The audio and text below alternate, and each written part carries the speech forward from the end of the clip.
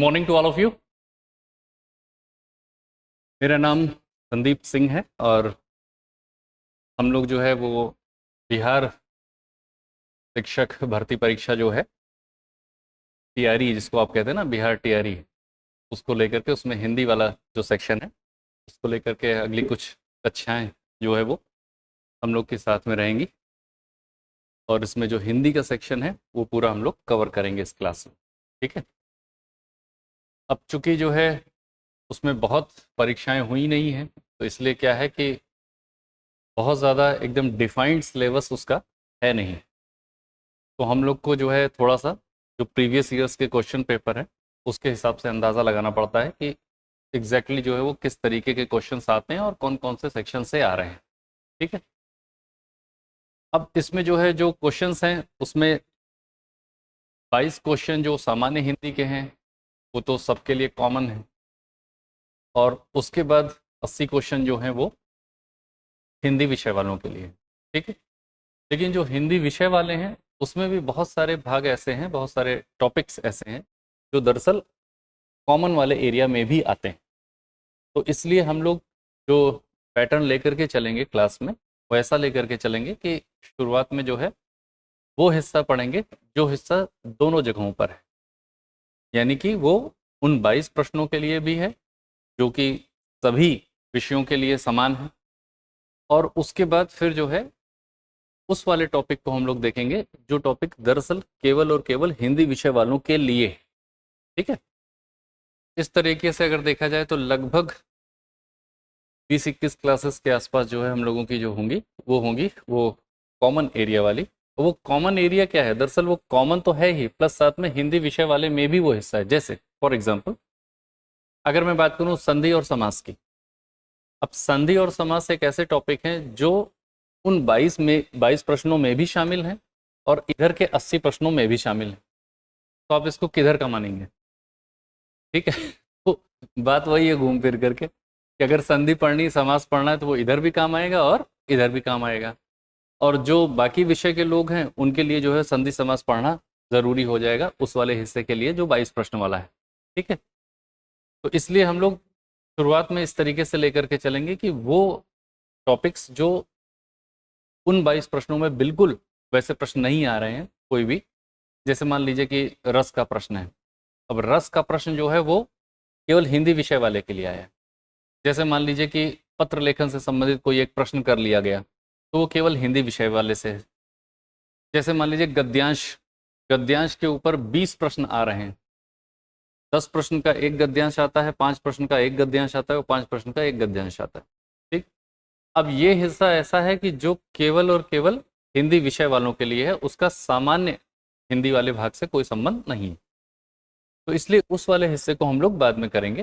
पहले हम उस हिस्से को करेंगे जो उन 22 प्रश्नों के लिए भी है और जो आपके 80 प्रश्नों के लिए भी है, दोनों जगहों पर। ठीक। तो इसलिए हिंदी विषय वालों को थोड़ा सा आराम हो जाएगा क्योंकि उधर और इधर दोनों का एक साथ तैयार हो रहा है, और बाकी विषय वालों के लिए थोड़ा सा ये है कि उनको अपना विषय तो तैयार करना ही है 80 प्रश्नों के लिए, और 22 प्रश्नों के लिए हिंदी ये एक्स्ट्रा पढ़ना है। ठीक है। तो ध्यान रहे हिंदी वालों, आप लोग को थोड़ा सा जो है ना क्या है, लाभ मिल रहा है वहाँ पर, और लाभ मिल रहा है तो इस लाभ को उठाइए और बढ़िया से जो है वो परीक्षा दीजिए। ठीक है। संभवतः मेरे ख्याल से अगस्त में आप लोगों की परीक्षा है, लास्ट वीक में होगी परीक्षा, और हम लोग जल्दी इस क्लासेस को जो है वो कंप्लीट कर लेंगे और उसमें कोई समस्या नहीं आएगी आपको। पूरा डिटेल में होगा, हर चीज़ होगा, जितने टॉपिक्स हैं हर तरह के टॉपिक्स, जितने प्रश्न आए हैं, संज्ञा से आया है, सर्वनाम से आया है, क्रिया से आया है, विशेषण से आया है, कारक से आया है, संधि है, समास है, रस, अलंकार, छंद, सब होगा। निश्चिंत रहिए उसको लेकर के। ठीक है। उसकी जिम्मेदारी मेरी है, अगर कोई टॉपिक छूट जाता है तो उसकी जिम्मेदारी मेरी है, लेकिन यह है कि कुछ आपको भी पढ़ना तो पड़ेगा ही। अब जैसे विलोम शब्द है, अब विलोम शब्द आया है या पर्यायवाची शब्द आया है, तब पर्यायवाची विलोम शब्द कोई कितना ही आपको क्लास में बता पाएगा, वो तो आपको यह है कि आपको याद करना ही पड़ेगा ना, मजबूरी है, क्या कर सकते हैं। तो जो एकदम फैक्ट वाला मामला चलता है ना कि अब विलोम शब्द पढ़ने का कोई तरीका नहीं है, याद ही करना है, तो वो करना पड़ेगा। जैसे अनेकार्थी शब्द है वो आपको याद करने ही पड़ेंगे, क्या कर सकते हैं उसमें। भाई मान लीजिए मैंने 10 बता दिए आपको क्लास में, 12वां आ गया, 11वां आ गया, तो इसलिए क्या है उसकी कोई लिमिट नहीं है। हाँ, संधि है तो वहाँ पर कंसेप्ट है, समास है वहाँ कंसेप्ट है, तो उसको हम लोग समझेंगे। क्लियर? तो इस तरीके से चलेंगे। आज जो टॉपिक शुरू करेंगे हम लोग, शुरुआत से ही भाषा टॉपिक से शुरू करेंगे। ठीक है, देखते हैं। तो सबसे पहले जो टॉपिक हम लोग को देखना है वो है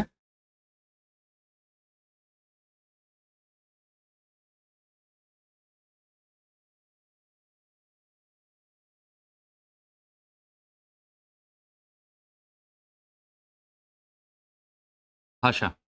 ठीक, पहले भाषा देख लेते हैं, फिर उसके बाद हिंदी भाषा देख लेंगे, है ना। भाषा में जो जो चीज़ें हम लोग को देखनी है उसमें से एक है कि भाषा क्या है, दूसरा है कि भाषा के अंग कौन कौन से हैं, और तीसरा है कि भाषा के रूप कौन कौन से हैं। ठीक, ये तीन चीज़ें देखनी है। इन्हीं तीन चीज़ों में पूरा आपका सिलेबस समाया हुआ है, ये समझ लीजिए। आज जो हम लोग देखेंगे अभी इस क्लास में, ठीक है, इसमें जो है हम लोग भाषा क्या है और भाषा के रूप, ये वाला हिस्सा जो है होगा, क्योंकि ये छोटा हिस्सा है तो ये आज ही समाप्त हो जाएगा इसी एक ही क्लास में। ठीक, और उसके बाद भाषा के अंग जो हैं, ये इतने बड़ा है ये टॉपिक अपने आप में कि इसमें आपका पूरा सिलेबस समाया हुआ है, तो इसलिए इसको करने में बाकी के दिन में ये वाला टॉपिक होता रहेगा, अंग वाला। आज केवल ये और ये हो। अभी आप देखिएगा वाकई छोटा है। तो अब हम यहाँ से शुरू करते हैं कि भाषा क्या है।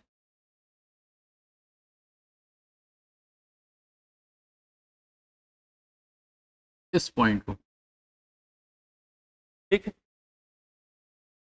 देखिए, भाषा की अगर बात की जाए कि सबसे पहले ये देखते हैं कि भाषा बना कैसे है, शब्द इसकी उत्पत्ति कैसे हुई।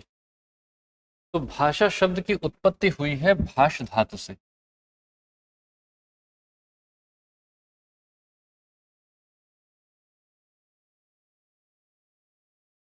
इससे भाष धातु से। अब यहां पर प्रश्न उठता है कि धातु क्या होती है, ये कौन सी धातु है, हमने सुना नहीं। लोहा सुना था, पीतल सुना है ना, सोना सुना है, चांदी सुना है, ये सब तो धातुएं सुनी थी, ये कौन सी नई धातु आ गई। तो जब आप लोग छोटे रहे होंगे, वैसे भी अभी भी छोटे ही हैं, लेकिन जब ज़्यादा छोटे रहे होंगे ना, तब स्कूल में, तो उस समय पढ़ा होगा संस्कृत में, रूप याद करते होंगे आप लोग। जैसे राम के रूप याद किए होंगे, रामा रामो रामा, रामम रामो रामा, रामेण रामाभ्यम रामाई, है ना, इस तरीके से। इसी तरीके से आप लोगों ने जो है वो एक छोटे वाले रूप भी याद किए होंगे जो तीन तीन के सेट में होते थे। पठत पढ़ता पठंती पठस पढ़ता पठत पठाम पठावा पठामा, या फिर गच्छत गच्छता गच्छन्ति गच्छस गच्छता गच्छत गच्छाम गच्छावा गच्छामा, है ना, इस तरीके से। तो गच्छ धातु, पठ धातु, इस तरीके से क्या हो गया कि धातुओं के रूप होते थे। वो धातु का मतलब क्या होता है, धातु का मतलब होता है क्रिया, सीधा सा मतलब ये। संस्कृत में जो धातु शब्द थे उन्हीं धातुओं से हिंदी में क्रिया शब्द बने। तो जो बड़े वाले रूप याद करते थे, रामा रामो रामा वाले, वो आमतौर पर आपको संज्ञा सर्वनाम के आपको रूप देखने को मिलेंगे। और क्रिया के रूप जो होते थे उनको हम कहते थे धातु रूप, और उसको क्या कहते थे, शब्द रूप। तो रूप जो है आपने जो पढ़े वो दो तरह के पढ़े। एक को कहते हैं शब्द रूप और दूसरे को कहते थे धातु रूप। शब्द रूप में जैसे आप याद करते थे राम के, और धातु रूप में जैसे आप याद करते थे पठ के। ठीक, तो इससे क्या पता चला कि धातु का मतलब क्या हो गया, क्रिया। तो भाष भी एक धातु, यानी कि भाष भी एक क्रिया है। अब जैसे ही हम कहते हैं क्रिया, तो क्रिया का मतलब क्या होता है, क्रिया का मतलब होता है ऐसा शब्द जिससे किसी कार्य का करना या होना पाया जाए, उसे हम क्रिया कहते हैं।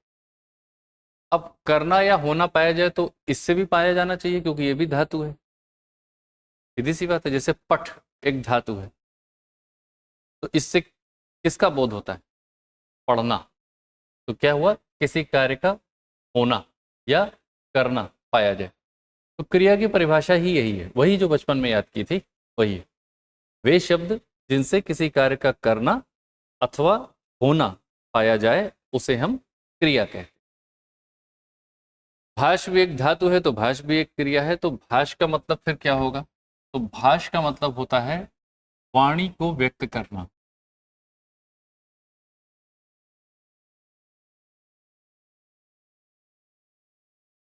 वाणी को व्यक्त करना, और वाणी को व्यक्त करना का मतलब होता है बोलना।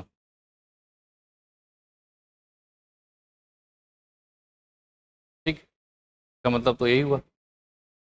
तो भाष का मतलब है बोलना। ठीक, और इसी में आ प्रत्यय लगा करके, भाष धातु से बना है तो ये बना कैसे? भाष और प्लस आ, ये जोड़ करके, आ क्या है? प्रत्यय है। प्रत्यय क्या होता है आगे पढ़ेंगे, जो किसी शब्द के पीछे जुड़ता है वो। तो ये हो गया धातु और ये हो गया प्रत्यय, और शब्द बन गया क्या? भाषा। तो भाषा का मतलब ही हो गया कि बोलना। जो बोला जा रहा है वो क्या है? भाषा। तो बड़े अर्थों में तो हम कह सकते हैं जो कुछ भी बोला जाए वो भाषा है। तो बाकी के जो जानवर हैं वो बोल रहे हैं वो भी भाषा है। लेकिन जब हम व्याकरण में पढ़ते हैं तो व्याकरण में हम सिर्फ और सिर्फ मनुष्यों की भाषा पढ़ते हैं। ठीक है, तो मनुष्यों द्वारा, और मनुष्यों के भी कौन सी ध्वनियाँ जो मुंह से बोली जाएं वो सब, हाथ से आवाज निकालेंगे तो वो भाषा में नहीं आएगा। ठीक है, वो सिर्फ संकेत में आएगा। क्लियर? अब ये तो पता चल गया कि भाषा की उत्पत्ति कैसे हुई, भाषा शब्द कैसे बना है। अब ये जो भाषा होती है, इसी भाषा को जब हम लिखित रूप में व्यक्त करते हैं, यानी कि ये जो बोला गया है, इस बोले गए को जब हम प्रतीक चिन्ह में व्यक्त करें, यानी कि ये जो है बोलना, इस बोले गए चीज को जब हम प्रतीक चिन्ह में व्यक्त करते हैं, प्रतीक चिन्हों में अभिव्यक्ति,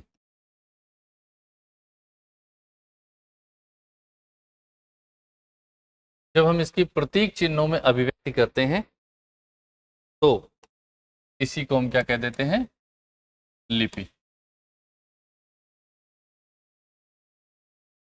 क्लियर हुआ ये पॉइंट? कि जो बोला गया है उसको जब हम प्रतीक चिन्हों में व्यक्त करेंगे तो वही क्या कहलाता है? लिपि। ये ध्यान रखिएगा। भाषा अलग चीज है, उसको हम लैंग्वेज कहते हैं इंग्लिश में, और लिपि को कहते हैं स्क्रिप्ट। जो बोल रहे हैं वो भाषा है, जो लिख रहे हैं वो लिपि। जैसे आप लोग व्हाट्सएप करते हैं तो व्हाट्सएप करते समय दरअसल भाषा आप कौन सी इस्तेमाल करते हैं? हिंदी। लेकिन लिपि कौन सी इस्तेमाल करते हैं? रोमन। जबकि रोमन लिपि है किस भाषा की? अंग्रेजी की। तो अंग्रेजी में आप नहीं लिख रहे हैं, लिख आप रोमन में रहे हैं, और भाषा आपकी क्या है? हिंदी। ऐसा हो सकता है। ठीक, कभी कभी ऐसा भी हो सकता है कि अंग्रेजी का शब्द है लेकिन उसको आप देवनागरी में लिख रहे हैं। देखिए, जैसे यहां पर भाषा है हिंदी, ऐसे लिख लेते हैं ना। भाषा एक तरफ लिख ले रहे हैं और एक तरफ लिख ले रहे हैं लिपि। तो कुछ का आपको पता चल जाएगा। जैसे मान लीजिए कि हिंदी है, तो हिंदी की लिपि क्या है? देवनागरी।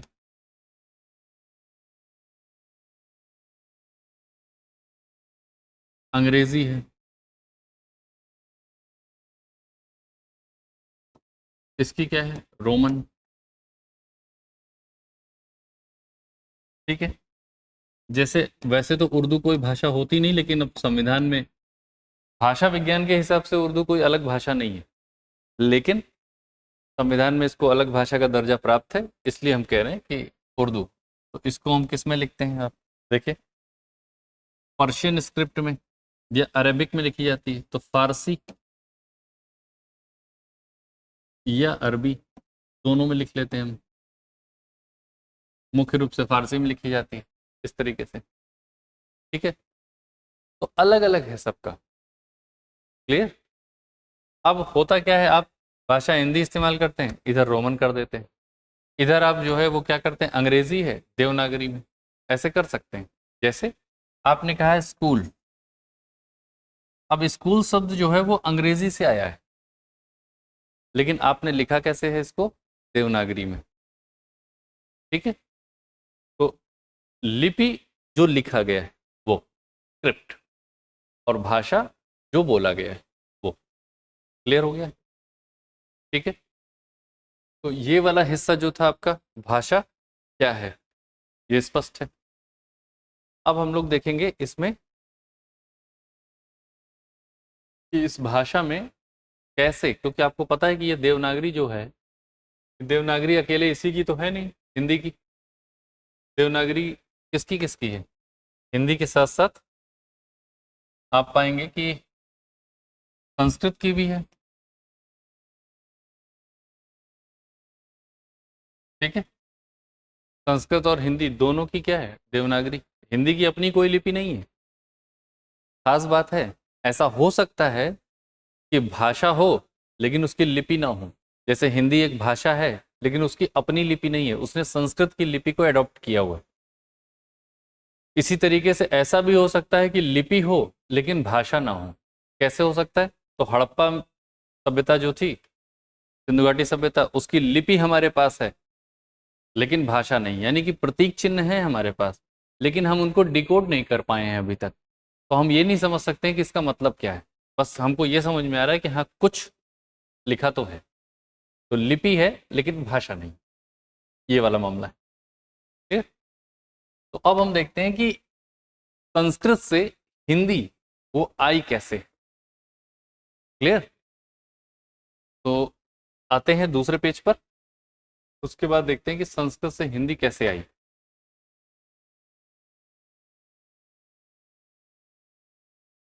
तो चार्ट थोड़ा सा बड़ा बनेगा इसमें, देखिए।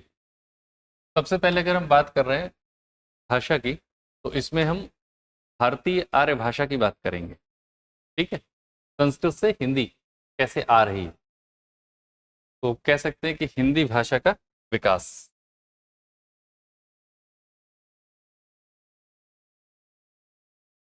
हिंदी भाषा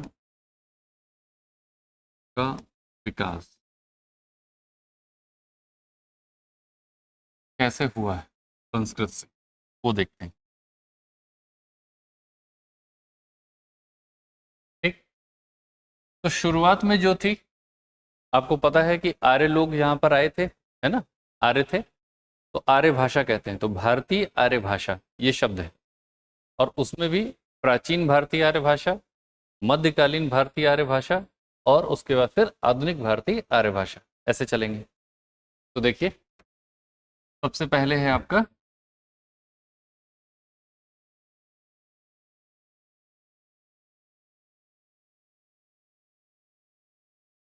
भारतीय आर्य भाषा।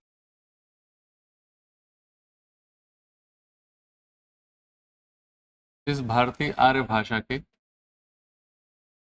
तीन हिस्से हुए।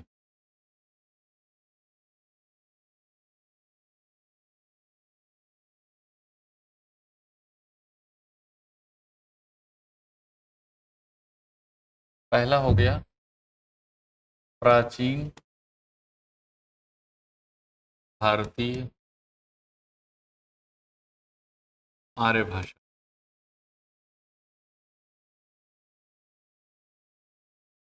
ठीक।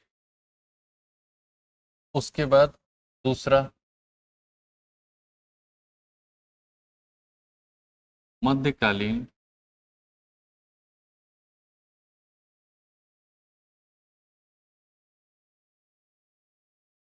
भारतीय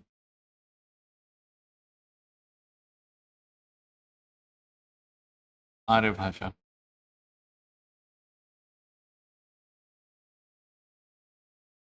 ठीक है। और उसके बाद हो गया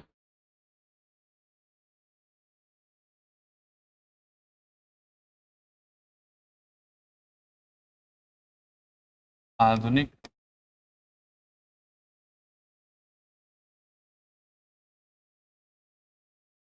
भारतीय आर्य भाषा।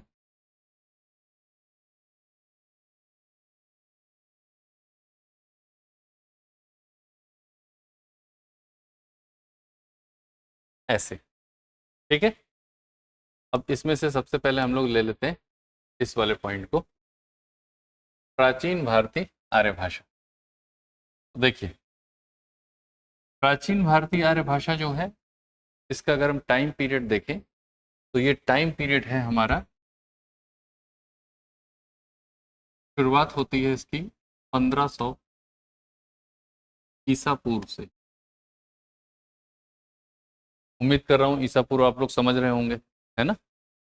तो 1500 ईसा पूर्व से शुरुआत होती है भारतीय आर्य भाषा की, और 1000 साल का जो है वो टाइम पीरियड है इसका। तो 1000 साल आप जरा माइनस कर दीजिए इसमें, तो कितना हो जाएगा, 500 ईसा पूर्व, है ना। तो यहां से लेकर और 500 ईसा पूर्व तक ये रही। अब इसके भी दो हिस्से हुए, तो कौन से दो हिस्से हैं, देखिए। एक है जिसको हम कहते हैं वैदिक संस्कृत,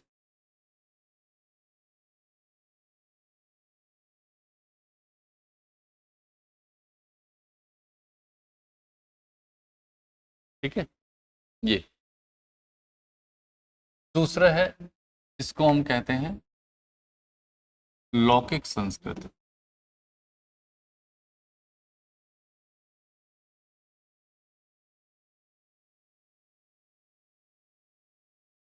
तो प्राचीन भारतीय आर्य भाषा दरअसल जो है वो कौन सी है, संस्कृत है। तो हम ये कह सकते हैं कि ये क्या है, संस्कृत। और संस्कृत में भी शुरुआत का वैदिक संस्कृत और बाद का लौकिक संस्कृत।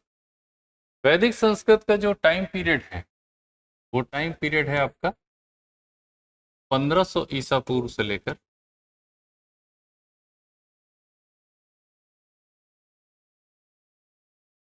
1000 ईसा पूर्व,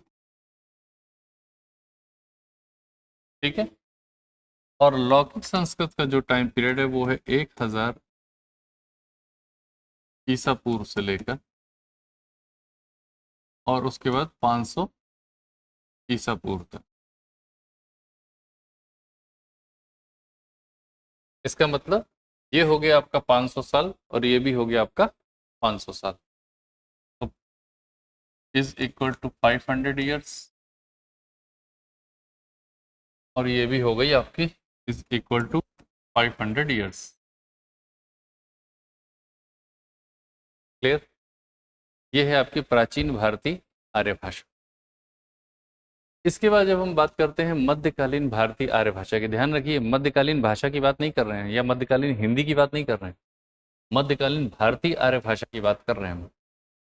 तो मध्यकालीन भारतीय आर्य भाषा की बात करते हैं तो इसमें आपको मिलते हैं दो हिस्से, ठीक है। इसमें आपको मिलेंगे दो हिस्से।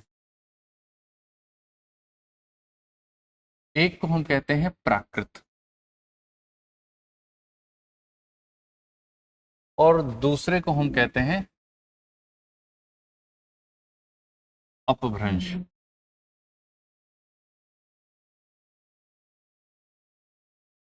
ये हो गया हमारा, ठीक। प्राकृत और अपभ्रंश। ये जो प्राकृत है, इस प्राकृत के फिर दो हिस्से होंगे।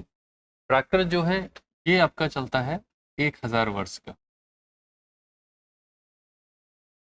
ठीक है। यहाँ पर तो आप ये लिख रहे थे ना, प्राकृत का टाइम पीरियड क्या हो जाएगा, 500 ईसा पूर्व से लेकर 500 ईसा पूर्व से लेकर और उसके बाद 900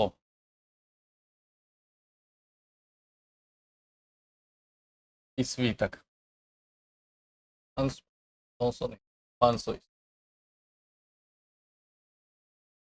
ठीक, इस तरीके से ये, क्योंकि 1000 साल का है। अब उसके बाद जो प्राकृत है इसके हम दो हिस्से करेंगे।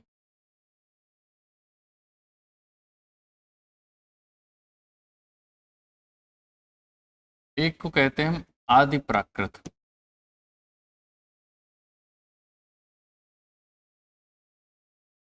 और दूसरे को हम कहते हैं अन्य प्राकृत।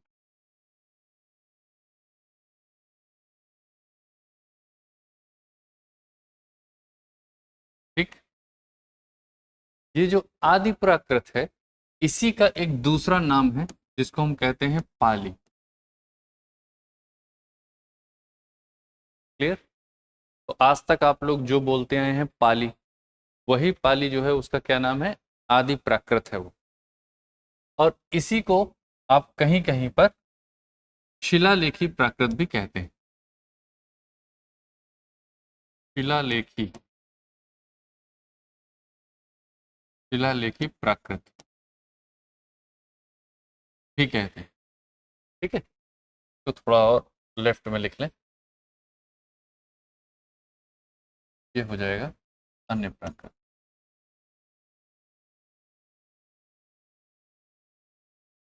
ठीक है, तो आदि प्राकृत, पाली या शिलालेखी प्राकृत, कुछ भी कहिए ये एक ही बात। अब इसका जो टाइम पीरियड है वो 500 ईसा पूर्व से लेकर, ये जो टाइम पीरियड है इसका, ये है आपका 500 ईसा पूर्व से लेकर ईस्वी तक। और इसका जो टाइम पीरियड है अन्य प्राकृत का, ये है आपका ईस्वी से लेकर और 500 ईस्वी तक। ठीक है, यहां तक। उसके बाद आ जाइए अपभ्रंश। अपभ्रंश जो है ये है आपका 500 ईस्वी से लेकर, और उसके बाद देखिए 500 ईस्वी से लेकर के ये जो चलता है पूरा टाइम पीरियड, इसको हम कहते तो हैं 1100। लेकिन एक गड़बड़ हो जाती है इसमें, और आपके यहाँ बिहार से ही एक व्यक्ति थे, उन्हीं की वजह से गड़बड़ हुई, इसलिए हम इसको 900 ईस्वी ही मानते हैं। और इसमें हम एक हिस्सा और बढ़ा देते हैं अब, और इसको बढ़ा करके हम कर देते हैं एक और हिस्सा, और उसका नाम कर देते हैं अवहट्ट। अभी बताएंगे आपको कि प्रॉब्लम क्या हुई है और किसकी वजह से हुई है। और इसको हम कर देते हैं 900 ईस्वी से 1100 ईस्वी तक। ठीक, ये गड़बड़ हुई है आपके यहाँ। जो है एक व्यक्ति हुए हैं मिथिला के, विद्यापति, बिहार के, मैथिल कोकिल भी कहते हैं उनको, तो ये साइड में नोट कर लीजिएगा, मैथिल कोकिल कहते हैं विद्यापति। उन्होंने एक छंद लिखा, और वो उनकी किताबें हैं कीर्तिलता, कीर्ति पताका और पदावली। तो उसमें उन्होंने जो है वो एक छंद लिखा हुआ है, और उस छंद को अगर मैं बोलूं तो सक्कै वाणी बुझे, सक्कै वाणी बुझण भावै, पाऊं रस को मम न पावै, देसिल बाणा सब जन मिठा, तमतय सण जंपौ अवहट्टा। ये उन्होंने कहा, और उन्होंने कहा तो अवहट्ट शब्द का प्रयोग किया, जबकि वो विद्वान बहुत थे। और कई लोग ये मानते हैं कि अपभ्रंश और अवहट्ट दरअसल एक ही है, लेकिन विद्यापति के इस छंद की वजह से ये मानना पड़ता है कि इतना विद्वान आदमी, जिसने 14 ग्रंथों में से 11 ग्रंथ जो हैं वो संस्कृत में लिखे हों और 3 ग्रंथ हिंदी में लिखे हों, तो ऐसा कैसे हो सकता है कि उस आदमी को जो है वो अपभ्रंश और अवहट्ट के बीच का डिफरेंस ना पता हो? डिफरेंस तो पता ही होगा। और वो कह रहे हैं सक्कै वाणी, मतलब संस्कृत वाणी, सक्कै वाणी बहुजन भावें, यानी कि बुद्ध जनों को संस्कृत वाणी अच्छी लगती है। पाऊं रस को मम न पावें, लेकिन उसमें रस नहीं मिलता। देसिल बाणा सब जन मिठा, और देसी वाणी जो है यानी कि लोक भाषा जो है उस सबको अच्छी लगती है। तो देसिल बाणा सब जन मिठा, समतैसण जंपौ अवहट्टा, और इसीलिए मैं जो है अवहट्ट में रचना करता हूँ, अवहट्ट की पूजा करता हूँ। तो अवहट्ट के लिए उन्होंने जो है वो अलग से कहा कि ये अवहट्ट अलग, इस वजह से मानना पड़ता है, वरना ये अपभ्रंश का टाइम पीरियड पूरा 1100 तक चला जाता है। लेकिन मजबूरी ये हो गई है कि अवहट्ट अलग है अब। ठीक है, अवहट्ट को लेकर के कई सारी दिक्कतें हैं।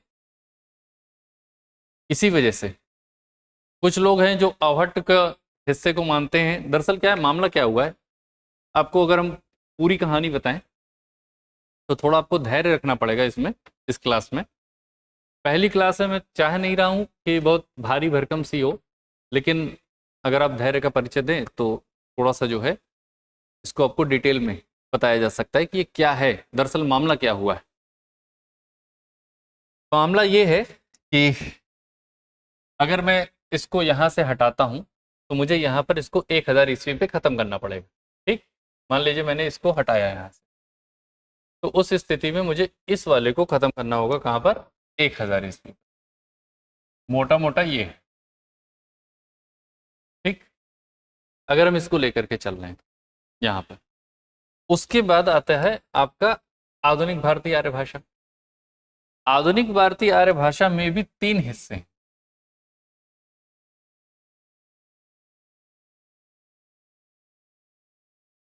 पहले को हम कहते हैं पुरानी हिंदी,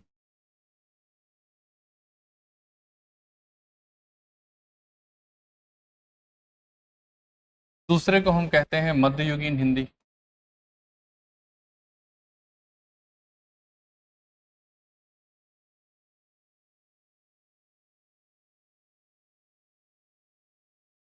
और तीसरे को हम कहते हैं आधुनिक हिंदी।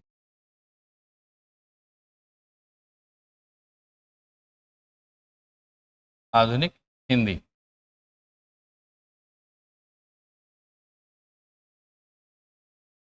ठीक, पुरानी हिंदी का जो टाइम पीरियड है वो है आपका 1000 ईस्वी से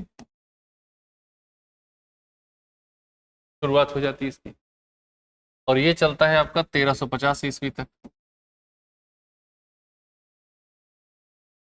मध्ययुगीन हिंदी शुरू हो जाती है 1350 से, ये चलती है 1850 तक, और ये शुरू होती है 1850 से, और ये तो अभी तक चल रही है।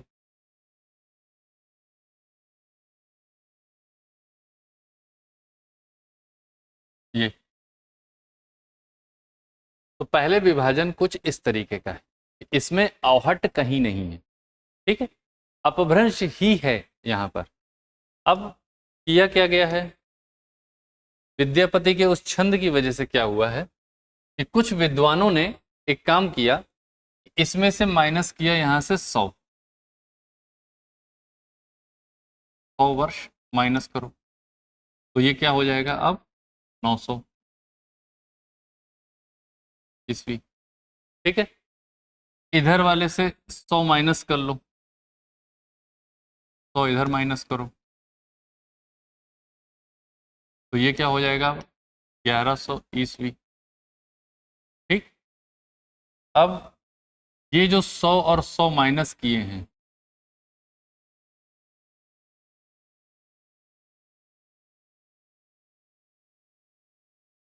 इनको जोड़ दो,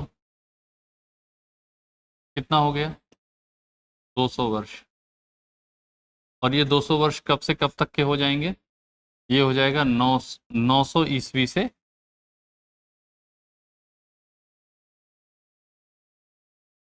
1100 ईस्वी तक। यही है आपका अवहट्ट।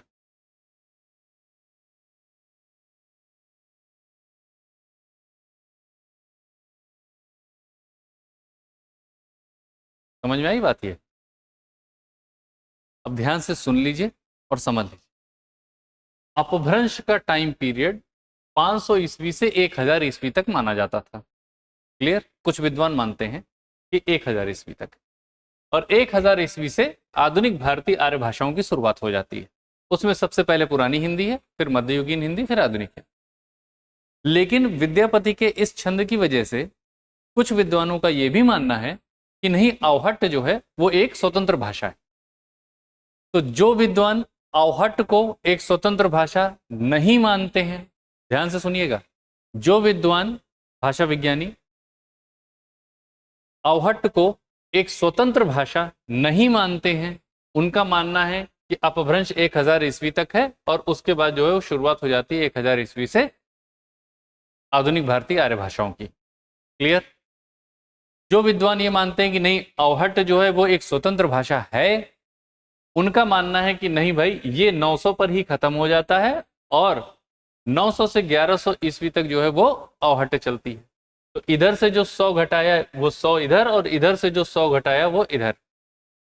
ठीक, यहाँ तो आपको लग रहा होगा 1000 में 100 घटा 900 आ गया, यहाँ 1000 में घटा तो ये ईस्वी में घटा है, ईस्वी में घटा तो यहाँ से 100 निकाल लिया, यहाँ से 100 निकाल लिया, वो दोनों मिला के हो गया 200। और ये 200 कहाँ है? 900 ईस्वी से लेकर 1100 ईस्वी तक। ये क्या हो गया है? अवहट्ट का टाइम पीरियड।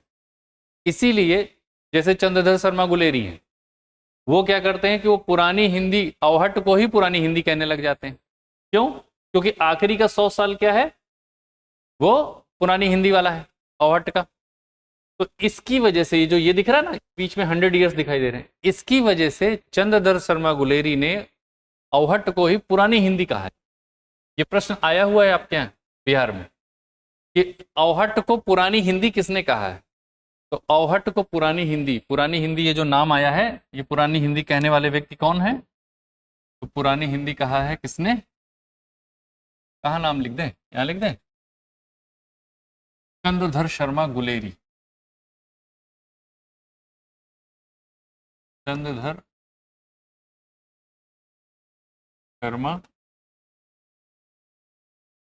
गुलेरी, ठीक है, चंद्रधर शर्मा गुलेरी, इन्होंने जो है वो नाम दिया। ठीक है, इस तरीके से।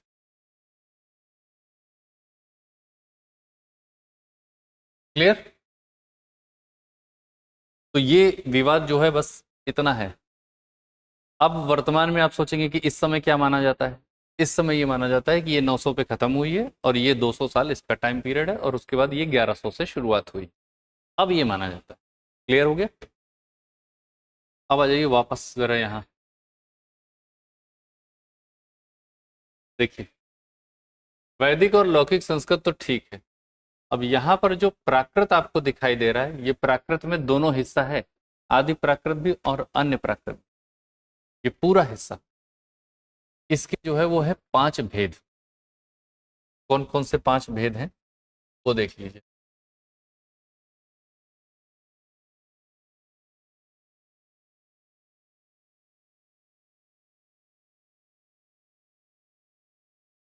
इसके हैं 5 भेद। ठीक,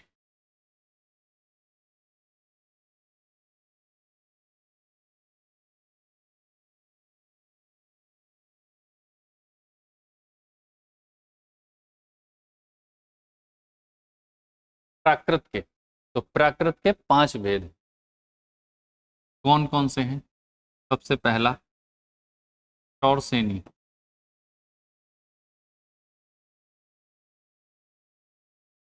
उसके बाद पैशाची, ठीक, फिर है महाराष्ट्री,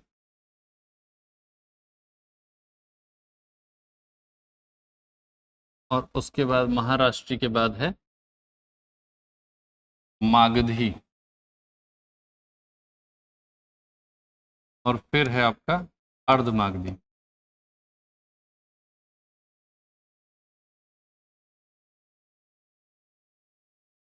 तो ये आपके 5 भेद हैं। ठीक है, अब यहाँ ये जो आपको अपभ्रंश दिखाई दे रहा है, इस अपभ्रंश के 7 भेद हैं।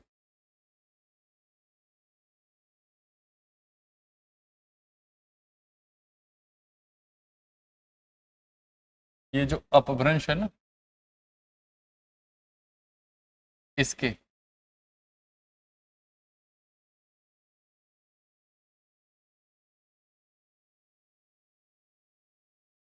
7 भेद कौन कौन से हैं? तो देखिए, पहला शौरसेनी, दूसरा पैशाची, तीसरा महाराष्ट्री और चौथा इसमें है आपका मागधी और पांचवा है अर्धमागधी।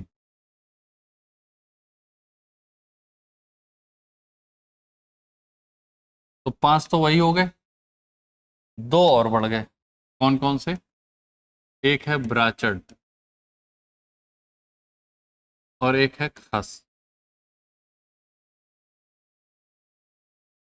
ठीक है, तो ये हुआ आपका ब्राचड और खस। ठीक है, अब अगर आप यहां से देखेंगे कि आपके यहाँ क्वेश्चन आता है सीधे सीधे कि हिंदी का विकास किससे हुआ है, तो हिंदी का विकास हुआ है शौरसेनी अपभ्रंश से। तो ये मैं आपको अभी लिखवा भी दूंगा कि कहाँ कहाँ से किसका विकास हो रहा है, तो वो चीज़ आपको पता होनी चाहिए। ठीक है, चलिए अब इसके बाद आ जाइए थोड़ा सा, अभी मैं अभी यहाँ पे लिखवा दूंगा। पुरानी हिंदी, मध्ययुगीन हिंदी, आधुनिक हिंदी। आधुनिक हिंदी में आ जाइए ये। ठीक है, अगर आप लोग साहित्य पढ़ते हो या हिंदी वाला हिस्सा अगर देखेंगे साहित्य वाला, तो उसमें आपको ये बात स्पष्ट हो जाएगी कि ये वाला जो हिस्सा है ना, ये है संबंधित आदिकाल से।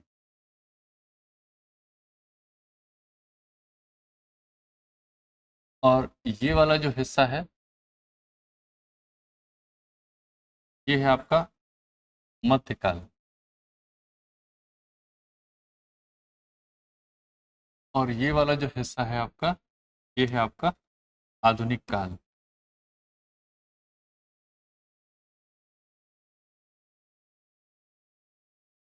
मध्यकाल के फिर दो हिस्से हैं, भक्ति काल, ये भी पूछा गया है, और ये है रीतिकाल। ठीक, आधुनिक काल में आप पाएंगे कि फिर कई युग हैं, जैसे पहला भारतेंदु युग,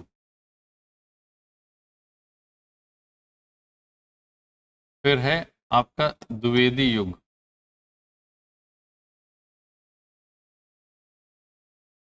द्विवेदी युग में द्विवेदी जी का नाम क्या है? ये महावीर प्रसाद द्विवेदी है। ये भी आपसे पूछा जा सकता है कि द्विवेदी युग किसके नाम पर है।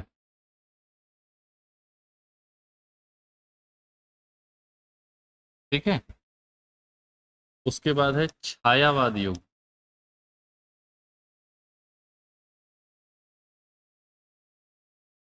छायावाद युग। छायावाद के बाद आता है आपका प्रगतिवाद,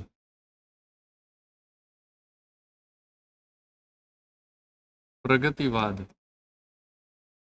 उसके बाद आता है प्रयोगवाद, और उसके बाद आता है आपका नई कविता,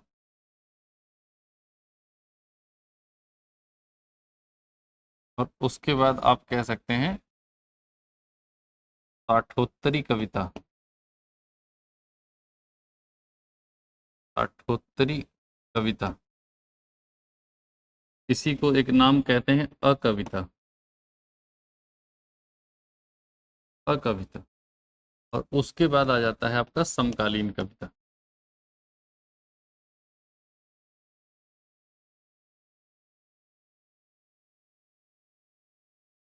ठीक, टाइम पीरियड की अगर हम बात करें तो भारतेंदु युग जो है आपका, वो है 1850 ईस्वी से 1900 ईस्वी तक। द्विवेदी युग जो आपका है वो है 1900 ईस्वी से और 1918 ईस्वी तक। और उसके बाद छायावाद युग जो है वो है आपका 1918 ईस्वी से 1936 ईस्वी तक। और उसके बाद जो है प्रगतिवाद, ये है आपका 1936 ईस्वी से 1943 ईस्वी तक। और प्रयोगवाद है आपका 1943 ईस्वी से और 1951 ईस्वी तक। नई कविता है 1951 ईस्वी से 1960 ईस्वी तक। ठीक। कविता एग्जैक्टली कोई ऐसा फिक्स नहीं है, बस 1960 के बाद है। और समकालीन कविता को हम 1980 के बाद मान लेते हैं। तो ऐसे मान लीजिए 1960 के बाद, क्योंकि उसके बाद कई सारे आंदोलन चलने लग गए थे। इसको हम मान लेते हैं कि 1980 के बाद मोटा मोटा, क्योंकि उसके बाद पैरेलल चल रहे थे कई सारे आंदोलन। ठीक है, तो ऐसे मान लिया। रीतिकाल का जो टाइम पीरियड है वो है 1650 ईस्वी से 1850 ईस्वी। भक्ति काल जो है वो आपका 1350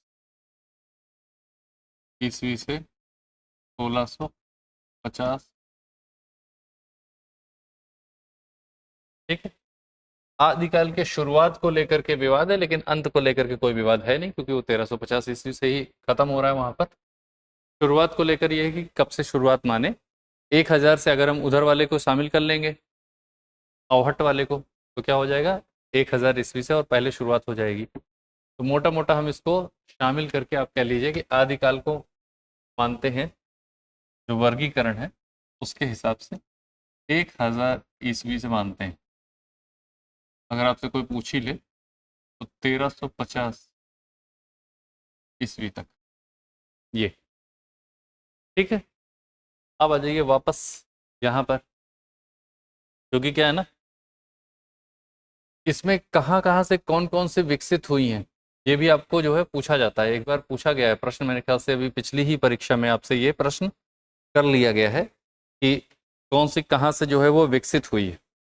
तो ये भी पता होना चाहिए कि कहाँ से विकास हो रहा है इस चीज़ को लेकर के।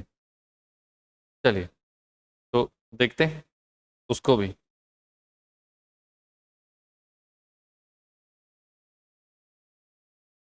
अब देखिए,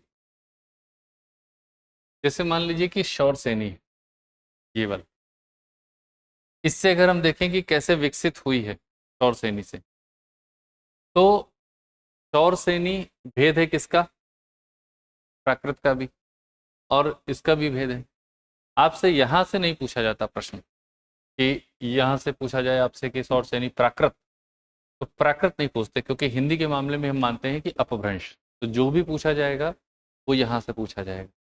अब यहाँ से कौन कौन से विकसित हुई हैं, जैसे मान लीजिए कि शौर सेनी अपभ्रंश है, तो इससे जो है हम देखेंगे तो शौर सेनी अपभ्रंश से जो है, जिसको हम कहते हैं कि पश्चिमी हिंदी, पश्चिमी हिंदी, ये इससे विकसित हुई है। ठीक है। इसके अलावा आपको जो है शौर सेनी अपभ्रंश से ही आपको मिल जाएगा जिसको हम कहते हैं खड़ी बोली, वो भी इसी से विकसित हो रही है, खड़ी बोली। जो आपसे पूछा जा सकता है तो पश्चिमी हिंदी, खड़ी बोली, और खड़ी बोली को ही हम लोग हिंदी कहते हैं, ये समझ लीजिए। अगर आपसे पूछा जाए कि हिंदी का विकास किससे हुआ है, खड़ी बोली हिंदी ही हिंदी है इस समय की। तो ये हो गया। राजस्थानी, ये पूछ सकते हैं, राजस्थानी का विकास हुआ इससे। और किसका हुआ, तो आप देखेंगे कि ब्रज भाषा का विकास इसी से हो रहा है।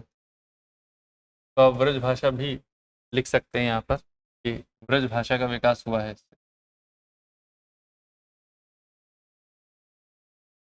तो ये आपके काम का है। वैशासी से जो डेवलपमेंट हुआ है वो हुआ है पंजाबी का, पंजाबी।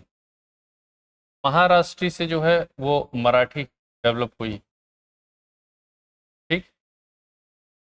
मागधी से अगर आप देखेंगे तो मागधी से बहुत सारी विकसित हो गई हैं। जैसे मगध का क्षेत्र है तो मगध के क्षेत्र में आप देखेंगे कि बांग्ला, असमिया, ठीक है, जिसको आप कह रहे हैं बिहारी हिंदी बोलते हैं ना, वो भी पूर्वी हिंदी जो आप बोलते हैं वो डेवलप हो जाती है यहाँ से।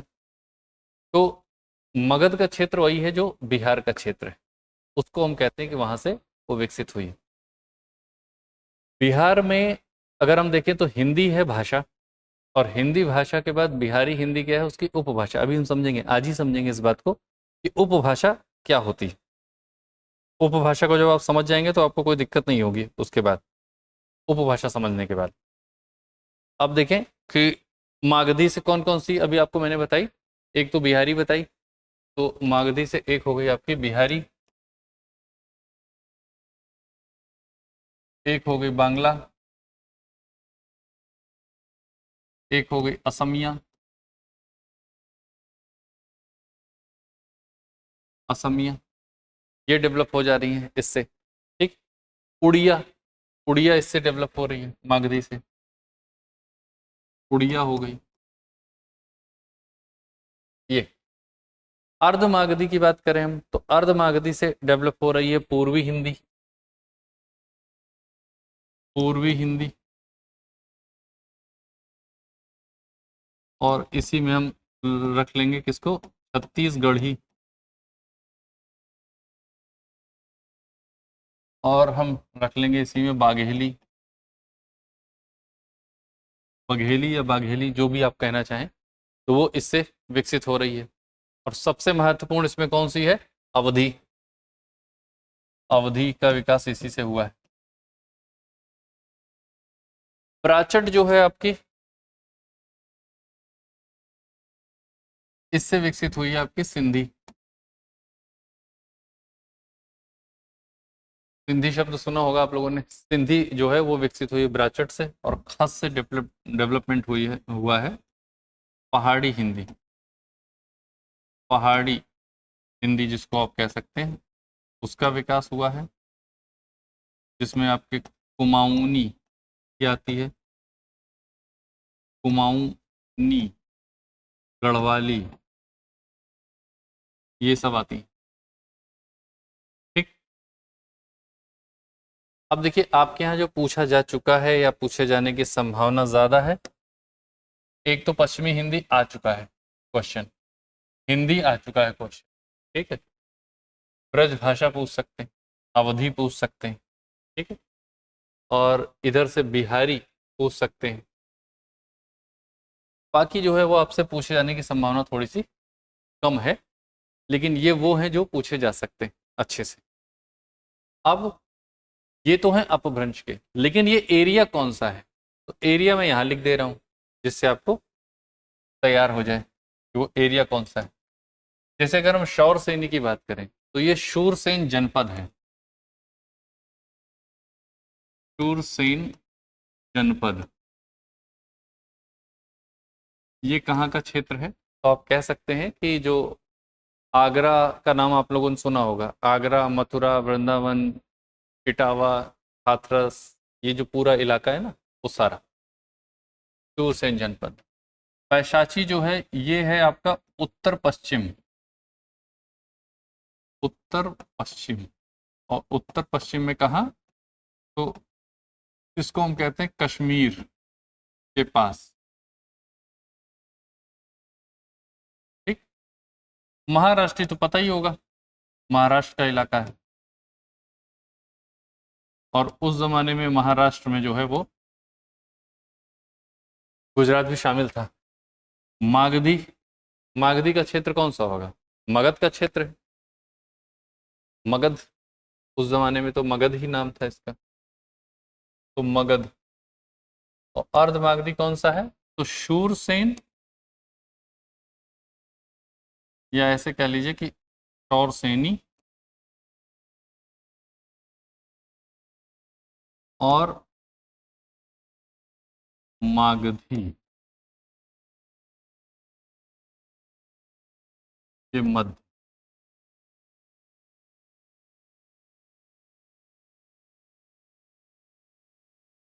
ठीक है, तो ये हो गया। अब हम लोग इसको जो है क्या कर सकते हैं, छोटा, और छोटा करके जो है फिर अब हम लोग देख लेंगे कि एग्जैक्टली पूरा चार्ट क्या है। तो देखिए,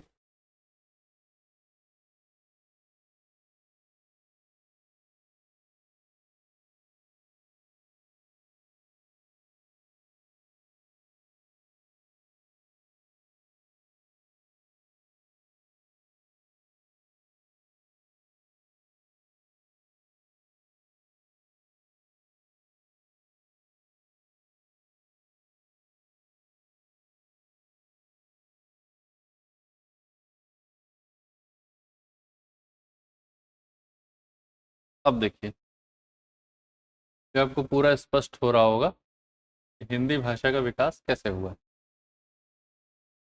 सबसे पहले हम कह रहे हैं कि भारतीय आर्य भाषा है, और भारतीय आर्य भाषा के तीन हिस्से हो गए, प्राचीन भारतीय आर्य भाषा, मध्यकालीन भारतीय आर्य भाषा और आधुनिक भारतीय आर्य भाषा। मध्यकालीन भारतीय आर्य भाषा के शुरुआत को लेकर के तो कोई दिक्कत नहीं, 500 ईसा पूर्व ही रहेगा ये।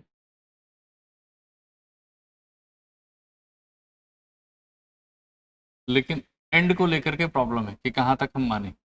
ठीक है, इसको हम मान लेते हैं कि 1000 ईस्वी तक, और 1000 ईस्वी से शुरू कर देते हैं इसको, 1000 ईस्वी।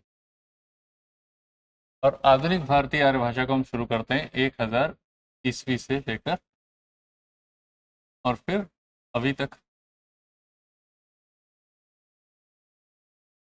ठीक, तो शुरुआत से चलते हैं। प्राचीन भारतीय आर्य भाषा 1500 ईसा पूर्व से 500 ईसा पूर्व, और इसका मतलब क्या हो गया, ये टोटल कितने साल हो गया, 1000 वर्ष। ठीक, मध्यकालीन भारतीय आर्य भाषा 500 ईसा पूर्व से 1000 ईस्वी, कितना टाइम पीरियड हो गया, 1500 वर्ष। तो ये हो गया आपका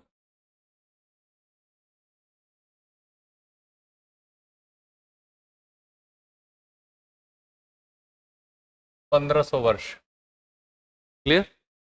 उसके बाद आधुनिक भारतीय आर्य भाषा 1000 ईस्वी से अभी तक।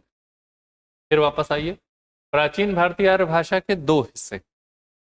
शुरुआती जो 500 साल हैं वो कौन सा है, वैदिक संस्कृत। उसके बाद फिर लौकिक संस्कृत। वैदिक संस्कृत वो है जो वेदों की संस्कृत है। आपको जानकर के आश्चर्य होगा कि वेद जो है वो लिखे बाद में गए, इसीलिए वेद जो है वो श्रुतियों पर आधारित हैं, सुनने पर आधारित हैं। वेद के बारे में कभी नहीं कहा जाता कि वेद लिखे गए हैं, हमेशा कहा जाता है वेद रचे गए हैं। रचे गए का मतलब ही यही होता है कि वो सिर्फ बोल करके चल रहा था भाषा, क्योंकि उस समय जो है वो लिपि का विकास नहीं हुआ था। बाद में जब लिपि का विकास हुआ तो उनको लिपिबद्ध किया गया। इसी वजह से जो वेदों में संस्कृत है उसको हम क्या कहते हैं, वैदिक संस्कृत। और लौकिक संस्कृत का मतलब हो गया जो आम लोगों द्वारा बोले जाने वाली संस्कृत थी वो। और वो संस्कृत, उस संस्कृत में कौन से ग्रंथ मिलते हैं, तो महाभारत और रामायण जैसे ग्रंथ जो हैं वो लौकिक संस्कृत में है। ठीक है, ये भी 500 साल का टाइम पीरियड रहा। और उसके बाद आता है, इसको हम कह रहे हैं प्राकृत। तो प्राकृत की जगह अब जो है क्या है, आदि प्राकृत और अन्य प्राकृत, और आदि प्राकृत का ही नाम क्या है, पाली। ठीक, लेकिन ये जो 5 भेद आपको बता रहा हूं मैं, ये प्राकृत के बता रहा हूं, यानी कि इसके भेद बता रहा हूं, ये ध्यान रखिएगा इस चीज को। यहां पर ऐसे कर भी दे रहा हूं।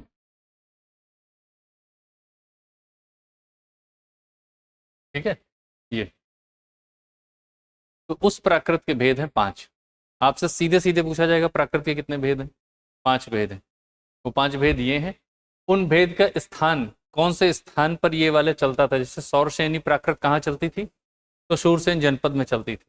पैशाची प्राकृत कहाँ चलती थी, तो कश्मीर के पास चलती थी। और महाराष्ट्र में, मागधी मगध में, और अर्धमागधी शौरसेनी और मागधी के मध्य का जो क्षेत्र था वहां पर बोली जाती थी अर्धमागधी प्राकृत। उसके बाद है अपभ्रंश का हिस्सा। अपभ्रंश जो है वो क्या है? अपभ्रंश शब्द का मतलब होता है गिरा हुआ या भ्रष्ट।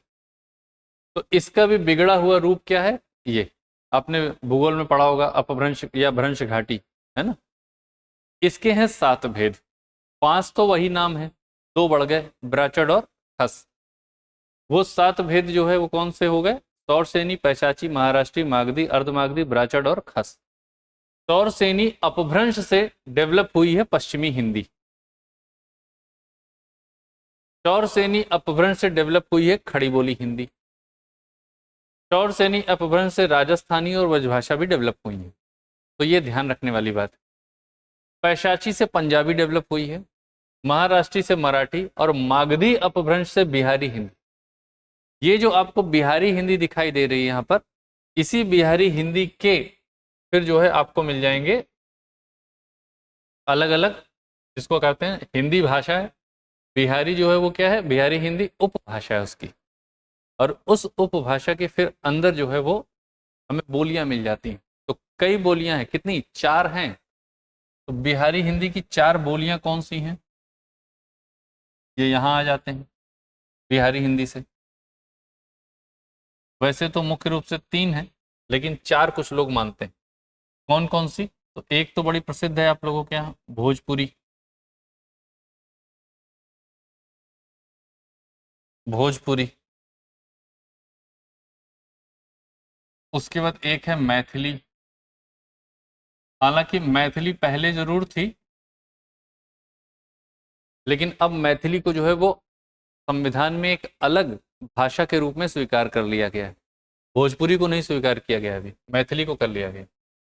तो एक हो गई मैथिली आपकी, भोजपुरी, मैथिली, और एक है मगही, और एक है जिसको हम अंगिया बोलते हैं, अंगिका भी बोलते हैं कहीं पर अंगिया, अंगिया या अंगिका।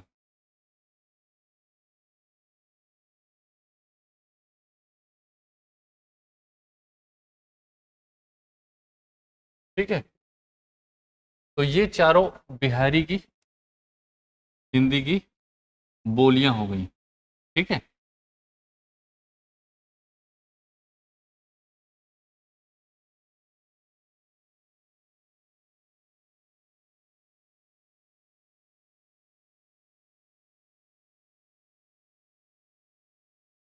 क्लियर?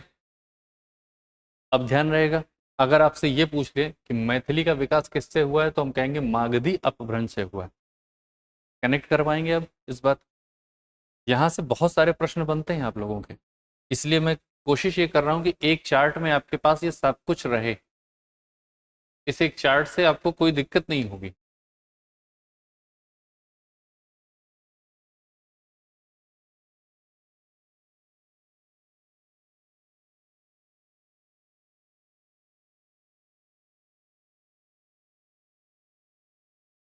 ठीक है। तो ये भोजपुरी, मैथिली, मगही और अंगिका, इसमें क्वेश्चन आ सकता है आपके यहाँ। तो ये यहाँ से डेवलप हुई है। आपके बगल में बांग्ला है, वो भी मागधी से ही डेवलप हुई है, वो सब। अब अपभ्रंश के बाद एक क्वेश्चन यहाँ पर और बन सकता है, वो क्या है वो समझ लीजिए।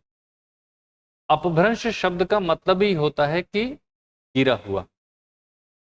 तो भाषा जब भी विकसित होती है, भाषा हमेशा सरलीकरण की ओर चलती है, ये ध्यान रखिए। भाषा का विकास जब भी होगा हमेशा आसान होती चलेगी। तो वैदिक संस्कृत थी, इससे आसान हुई तो क्या हुई? लौकिक संस्कृत। लौकिक संस्कृत से आसान हुई तो क्या हो गई? पाली। पाली से आसान हुई तो क्या हो गई? प्राकृत। प्राकृत से आसान हुई तो अपभ्रंश। अब अपभ्रंश का मतलब ही होता है गिरा हुआ, यानी कि इससे और ज्यादा शुद्ध रूप नहीं होगा ना, फिर तो ये बिगड़ा हुआ रूप है। तो अपभ्रंश से बिगड़ा क्या? अवहट्ट। तो इसलिए अवहट्ट के लिए एक शब्द चलता है, वो ध्यान रखिएगा। यहां मैं लिख दे रहा हूं, अवहट्ट। अवहट्ट को कहते हैं अपभ्रंश का, अपभ्रंश का अपभ्रंश, या फिर परवर्ती अपभ्रंश।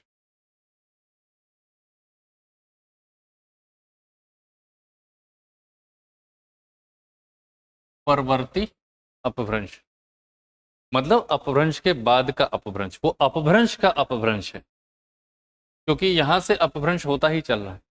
और वो इसलिए कहते हैं क्योंकि अपभ्रंश का मतलब होता है, मैं यहां लिख दे रहा हूं,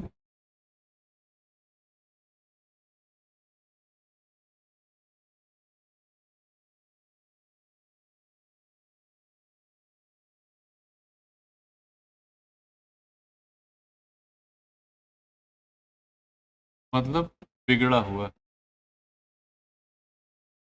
बिगड़ा हुआ रूप।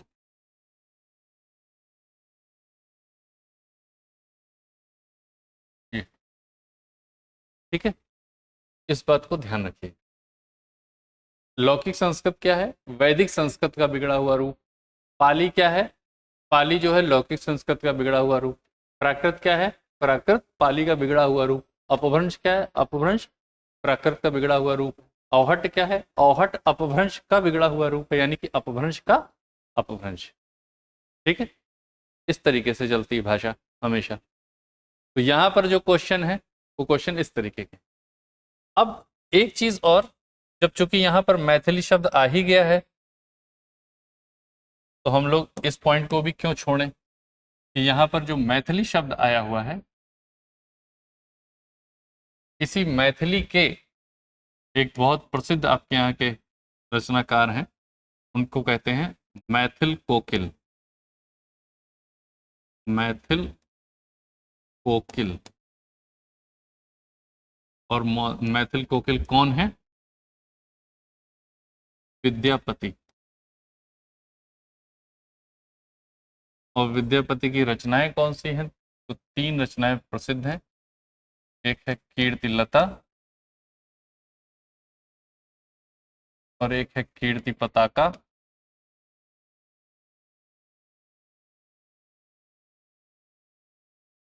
और एक है पदावली।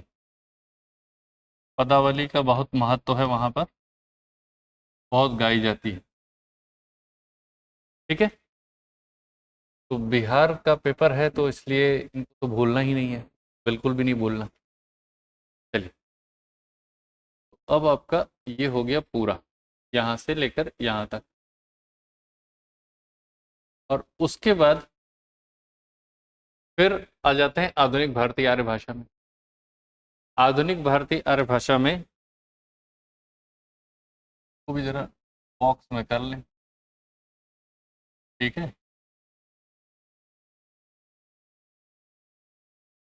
ध्यान रखिए। तो आधुनिक भारतीय आर्य भाषा में देखिए, आदिकाल, भक्तिकाल, रीतिकाल, फिर आधुनिक काल, भारतेंद्र युग, द्विवेदी युग, छायावाद युग, प्रगतिवाद, प्रयोगवाद, नई कविता और ये साठोत्तरी कविता। तो अब आपको पूरा पूरा लगभग लगभग अंदाजा लग गया है। लिखवाने को तो इसी समय लिखवा सकते हैं कि इसमें कौन कौन से लोग आते हैं, इसमें कौन कौन से लोग आते हैं, प्रमुख लोग कौन कौन से हैं। लेकिन फिर इसमें क्या हो जाएगा कि वो आपका जो सामान्य वाला हिस्सा है ना, 22 क्वेश्चन वाला, उससे संबंधित ये है नहीं। यहाँ तक का तो मामला है, वो 22 प्रश्न से यहाँ से पूछा जा सकता है क्योंकि ये 7वीं 8वीं में पढ़ा दिया जाता है।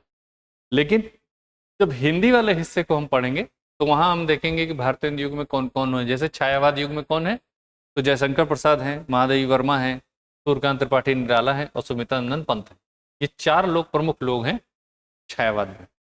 ठीक, छायावाद में ही एक हिस्सा आ जाता है उत्तर छायावाद, जिसमें रामधारी सिंह दिनकर, हरवंश राय बच्चन, ये सारे लोग आ जाते हैं। लेकिन वो हिस्सा जो है, वो जो 80 प्रश्न है ना, उससे संबंधित है, इन 22 प्रश्नों से संबंधित नहीं है।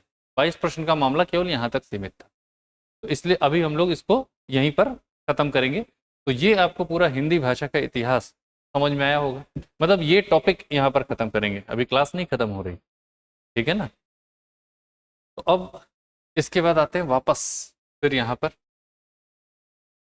तो भाषा क्या है ये समझ लिया, हिंदी भाषा कैसे आई उसको देख लिया कि किस तरीके से संस्कृत से जो है वो हिंदी भाषा आ रही है।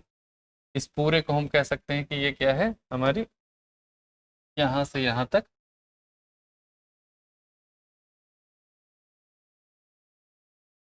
इस जगह से ये हिस्सा, ये है संस्कृत।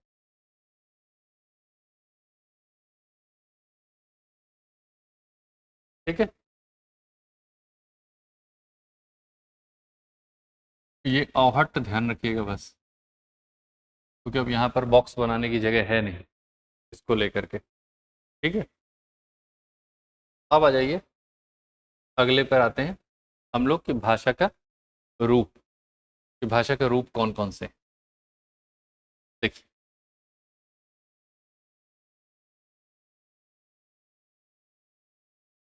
तो भाषा के रूप, रूप की बात की जाए तो भाषा के तीन रूप माने जाते हैं। एक होता है बोली, और एक होता है जिसको हम कहते हैं परिनिष्ठित भाषा।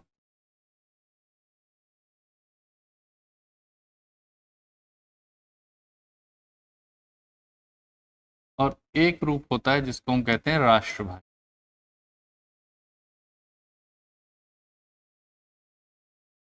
तो भाषा के ये तीन रूप स्वीकार किए जाते हैं। आमतौर पर भाषा विज्ञानी जो है इसके तीन रूप को स्वीकार करते हैं। क्लियर?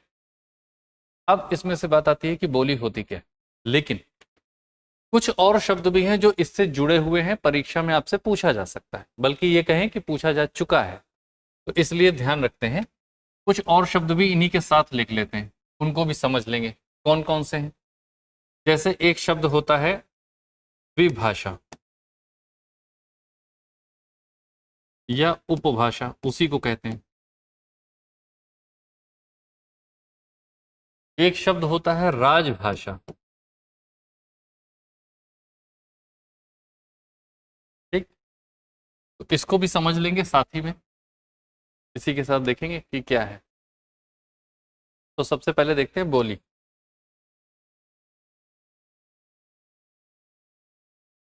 बोली किसे कहते हैं? तो बोली अगर आपसे पूछा जाए कभी कि कहते किसे हैं, तो दरअसल जो बहुत लोकल एरिया होता है ना, जो कि छोटा होगा, उस छोटे से स्थानीय इलाके में भाषा का जो रूप प्रयोग में आता है उसे हम बोली कहते हैं। अब आप सोचेंगे कि इसको कैसे डिफाइन कैसे करेंगे, तो इसको डिफाइन ऐसे करते हैं, आप लिखना चाहें तो लिख सकते हैं। सीमित भौगोलिक क्षेत्र में, लिख ही लीजिएगा इसको, ठीक है। सीमित भौगोलिक क्षेत्र में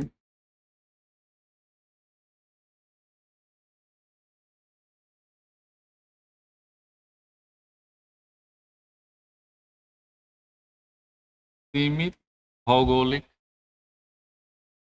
क्षेत्र में आम जनमानस द्वारा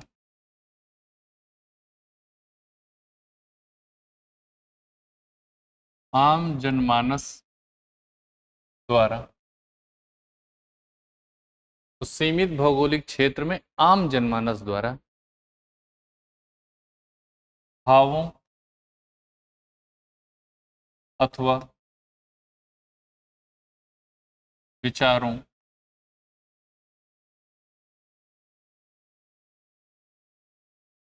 के विनिमय के लिए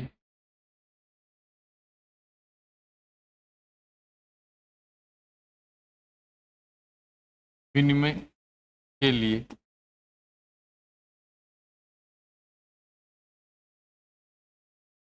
प्रयोग में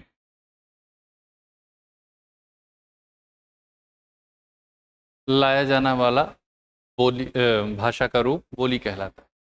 तो सीमित भौगोलिक क्षेत्र में आम जनमानस द्वारा भावों अथवा विचारों के विनिमय के लिए प्रयोग में लाए जाने वाले भाषा के रूप को हम बोली कहते हैं। तो इसका मतलब क्या हो गया, इसमें सीमित भौगोलिक क्षेत्र, एक तो ये बात हो गई, यानी कि एरिया बहुत कम होगा। दूसरी चीज, आम आदमी द्वारा यूज किया जाएगा, ये ध्यान रखना है। इसके लिए कोई पढ़ा लिखा होने की जरूरत नहीं है। आम बोलचाल की जो भाषा होती है उसी को हम कह रहे हैं क्या है कि बोली, और ये लोकल लेवल पर है बिल्कुल। ठीक, अब इसके बाद जो अगला शब्द आता है वो है विभाषा या उपभाषा, पहले हम लोग इसको समझेंगे, उसके बाद आएंगे परनिश्चित भाषा पे। ठीक, होता क्या है कि बोली छोटे से इलाके में बोली जाती है, इसका अपना कोई व्याकरण नहीं होता, बल्कि ये कह लीजिए कि व्याकरण होता ही नहीं। ठीक है, व्याकरण नहीं होता, सूचना प्रौद्योगिकी के क्षेत्र में इसका प्रयोग नहीं हो सकता, मैगजीन में नहीं होगा, टीवी में नहीं होगा, इन सब जगहों पर कहीं नहीं होगा। आजकल ठीक है आपको भोजपुरी का चैनल, महुआ चैनल दिखने को मिल जाएगा, लेकिन भाषा विज्ञान की दृष्टि से जो माना जाता है वो ये कि बोली का अपना कोई शब्दकोश नहीं होता है। ठीक है, बहुत छोटा होगा, उसमें बहुत ज़्यादा शब्द नहीं होते, तकनीकी क्षेत्रों में जो है इसका प्रयोग नहीं किया जा सकता है, इसकी अपनी कोई लिपि नहीं होती है, ये जिस भाषा की बोली होती है उसी भाषा की लिपि को स्वीकार कर लेती है, एडॉप्ट कर लेती है। तो कुल मिलाकर के भाषा और बोली में ये अंतर होता है। ठीक है, अब व्याकरण के नियम इसके ऊपर लागू नहीं होते, लेकिन कभी कभी क्या होता है कि कुछ बोलियां ऐसी होती हैं कि उन बोलियों में बहुत ज़्यादा साहित्य लिखा जाने लग जाता है। शासन प्रशासन के काम में बोलियों में मतलब शासन प्रशासन का काम नहीं होता, लेकिन साहित्य लिखा जा सकता है। आपको पता है कि जैसे ब्रज भाषा एक बोली है, लेकिन उसके बावजूद उसमें इतना साहित्य लिखा गया, इतना साहित्य लिखा गया कि वो हो गई ब्रज भाषा, भाषा के लेवल तक पहुंच गई। तो कभी कभी ऐसा होता है कि कुछ बोलियां ऐसी हो जाती हैं जिनमें साहित्य बहुत ज्यादा लिखा है। जब साहित्य रचना होने लग जाए किसी बोली में तो उसका क्षेत्र विस्तारित हो जाता है। ध्यान रखिए, इसको कुछ कुछ आप ऐसे समझ सकते हैं, जैसे देखिए ये है बोली। ठीक है, ये क्षेत्र क्या हो गया, बोली।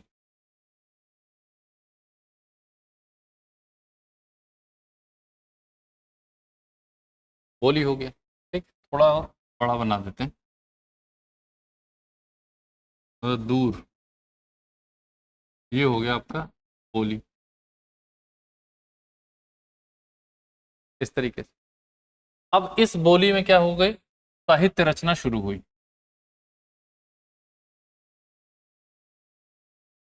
जैसे ही इसमें साहित्य रचना होनी शुरू हो जाएगी, वैसे ही इसका क्षेत्र क्या हो जाएगा, विस्तारित हो जाएगा, बड़ा हो गया। जैसे ही ये एरिया बड़ा हुआ, ये अब क्या हो गई, ये अब हो गई ये विभाषा या उपभाषा।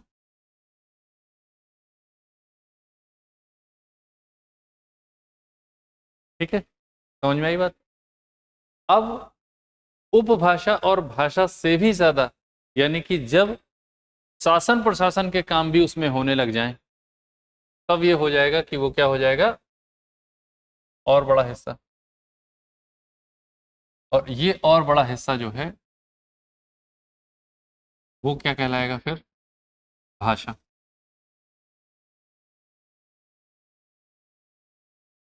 इस तरीके से अब अगर इससे भी बड़ा कोई हिस्सा हुआ तो उसको हम कह देंगे राष्ट्रभाषा। यानी कि अब अगर हम इससे बड़ा भी बना दें, बनेगा कैसे लेकिन, फिर ये बन गया, ये क्या हो जाएगा फिर, राष्ट्रभाषा।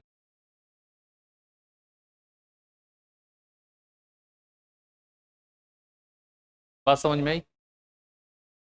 बोली बहुत छोटे एरिया में है, उसके बाद उसमें जब साहित्य रचना होनी शुरू हो जाएगी तो वो क्या बन जाएगा, उसका क्षेत्र विस्तारित हो जाएगा। जब क्षेत्र विस्तारित हो जाएगा तो उसको क्या कहते हैं, विभाषा या उपभाषा। और जब क्षेत्र और विस्तारित हो जाता है, शासन प्रशासन के काम भी उसमें होने लग जाते हैं, तो क्या हो जाती है वो भाषा। जैसे देखिए, भाषा है हिंदी,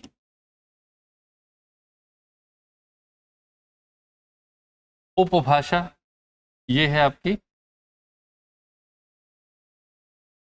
बिहारी।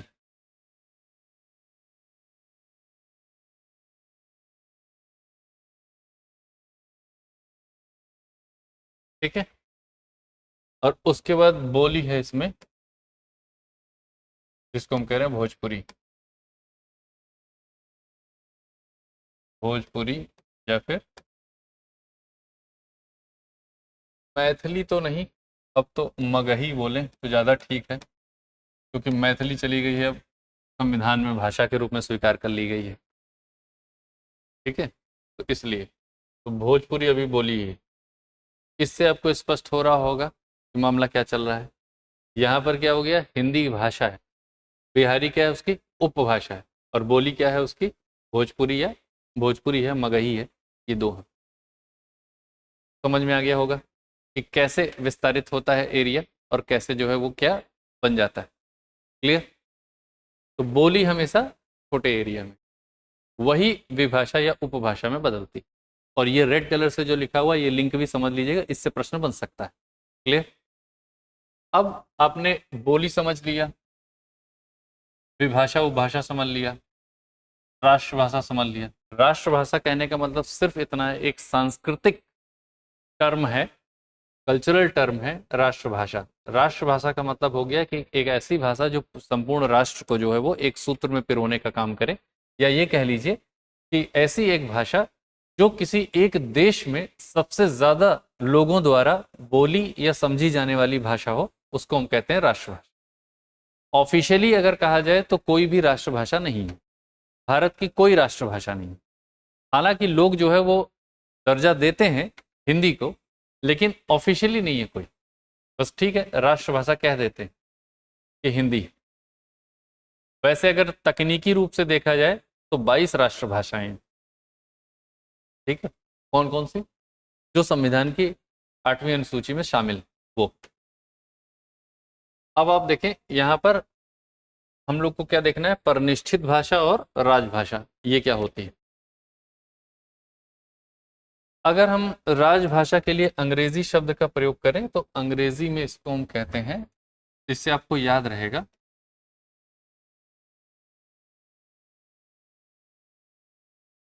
Official language.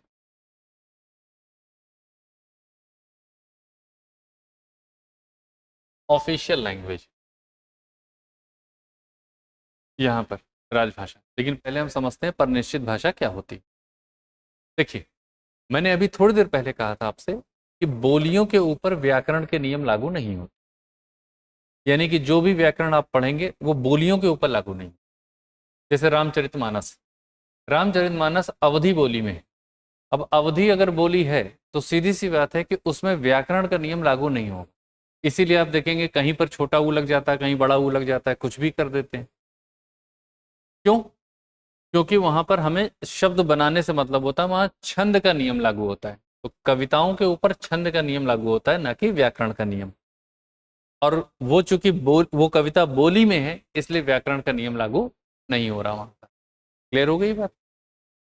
जब हम व्याकरण का नियम बोलियों पर अप्लाई कर देते हैं, लागू कर देते हैं, तब भाषा का जो रूप हमें प्राप्त होता है वो क्या कहलाता है, परिनिष्ठित भाषा। इसका मतलब क्या हो गया कि परिनिश्चित भाषा जो है वो हमको यहाँ से देखने को मिलनी शुरू हो जाती है। विभाषा या उपभाषा से हमें परिनिश्चित भाषा देखनी मिलनी शुरू हो जाती है, क्योंकि इसके ऊपर फिर हम व्याकरण का नियम लागू कर देते हैं। तो अगर आपको लिखना हो कि परिनिश्चित भाषा किसे कहते हैं, तो परिनिश्चित भाषा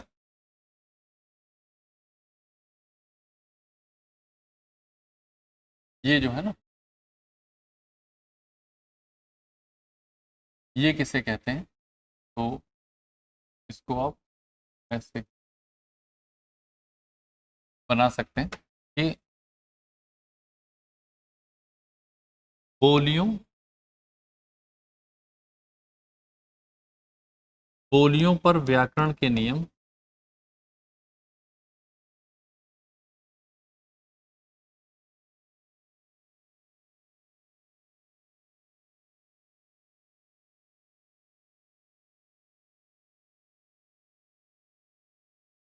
लागू करने से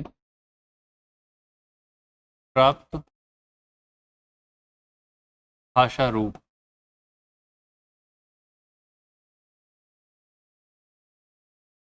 बोलियों पर व्याकरण के नियम लागू करने से प्राप्त भाषा रूप क्या है, परिनिश्चित भाषा है।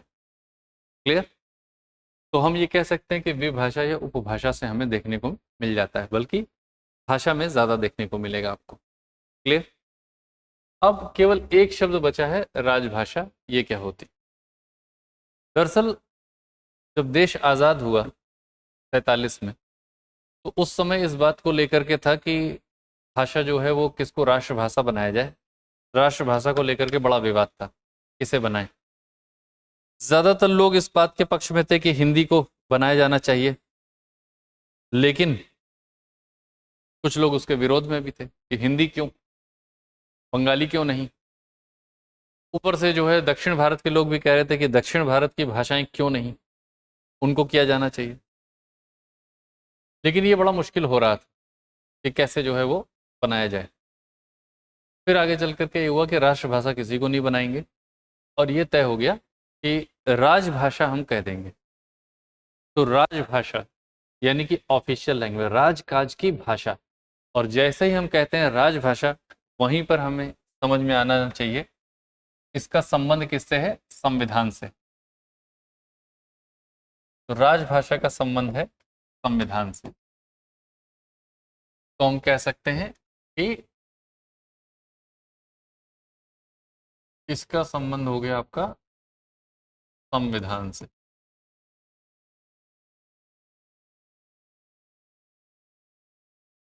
और संविधान में राजभाषा के संबंध में जो प्रावधान किए गए हैं वो किए गए हैं किसमें, भाग 17 में। तो संविधान में प्रावधान, तो भाग 17, एक तो भाग 17 है और दूसरा है 8वीं अनुसूची।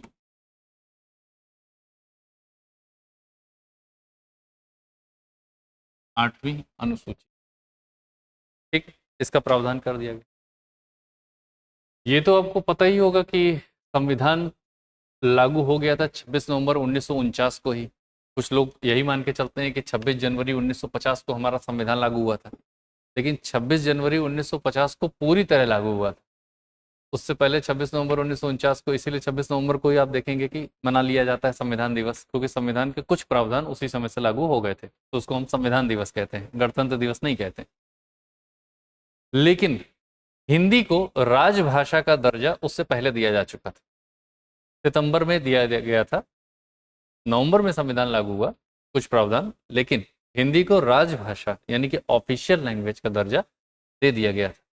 तो कब दिया गया, तो हिंदी जो है वो, हिंदी राजभाषा रहेगी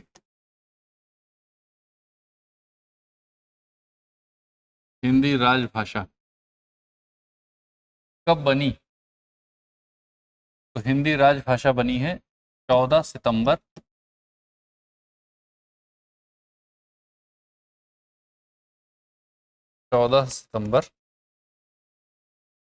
1949, ठीक। इसी वजह से इसी दिन मनाया जाता है हिंदी दिवस।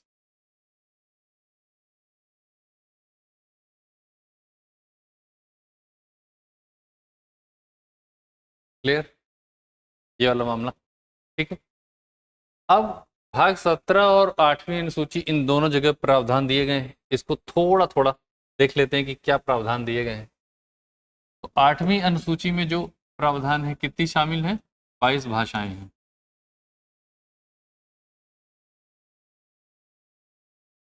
ठीक है, 22 भाषाएं। इसमें शुरुआत में कितनी थी, तो 14 भाषाएं थी, 14 भाषाएं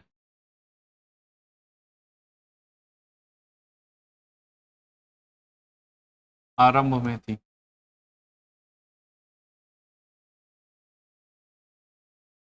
ठीक है। तो कितनी बढ़ गई, 8 बढ़ गई। तो 8 नई भाषाएं शामिल हुई हैं।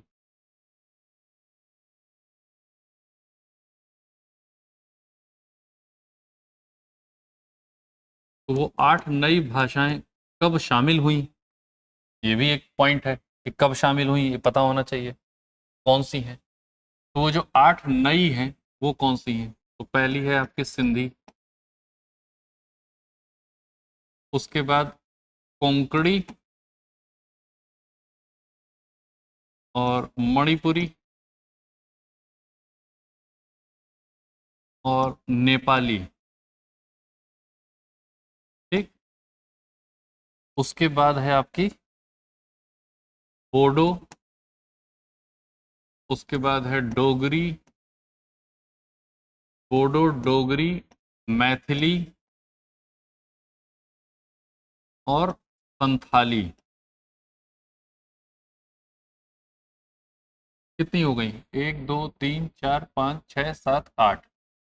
ठीक, तो ये 8 भाषाएं हैं जो संविधान लागू होते समय नहीं थी, बल्कि संविधान लागू होने के बाद हुई।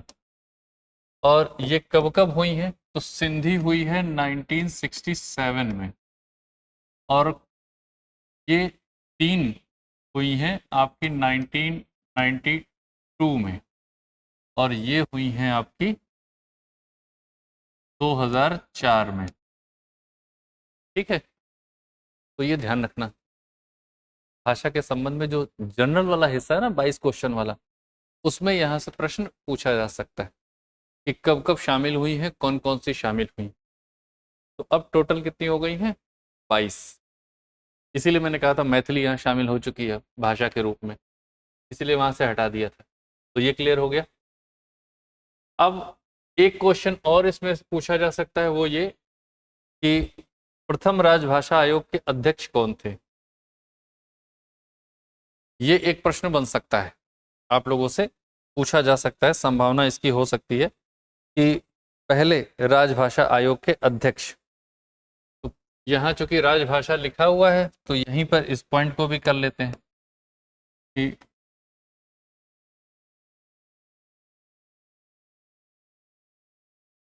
प्रथम राजभाषा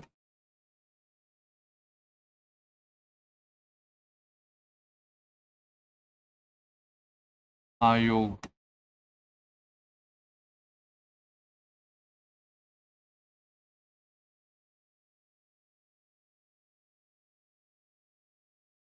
के अध्यक्ष ये कौन है? तो बी जी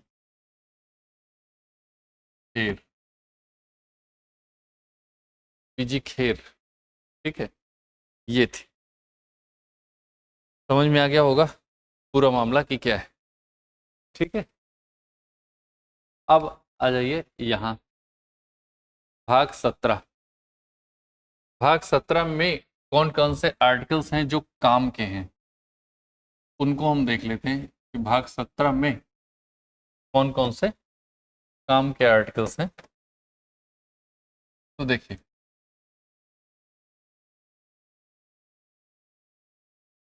इसमें एक है आपका आर्टिकल 343, ये ध्यान रखिएगा, क्योंकि आर्टिकल 343 में ही ये कहा गया है कि हिंदी जो है वो एक राजभाषा होगी और उसकी लिपि क्या होगी? देवनागरी होगी। तो हिंदी को राजभाषा के रूप में स्वीकार किया गया है संविधान में, कौन से अनुच्छेद में? अनुच्छेद 343। ठीक, और ये पूरा भाग 17 जो है, इसको थोड़ा सा ऐसे कर देते हैं ना, तो और बेहतर हो जाएगा। यहाँ पर मैं ये लिख दे रहा हूँ, ये कहाँ से कहाँ तक है। तो ये जो है वो आर्टिकल 343 से 351 तक है। ठीक, अब आपको सहूलियत हो जाएगी।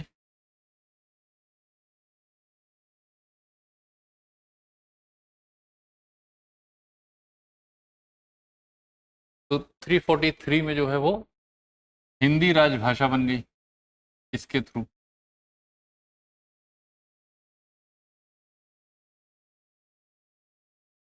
इसमें है हिंदी राजभाषा, शॉर्ट में लिख दे रहा हूँ हिंदी राजभाषा। ठीक है, और लिपि देवनागरी।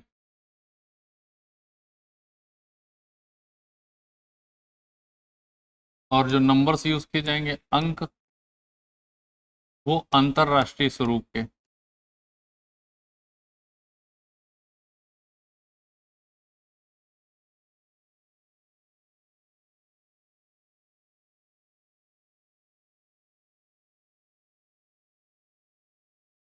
ठीक है, ये हो गया।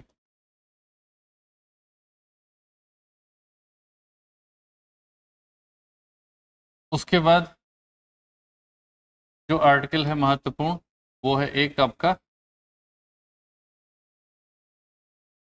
जिसको हम कहते हैं 348।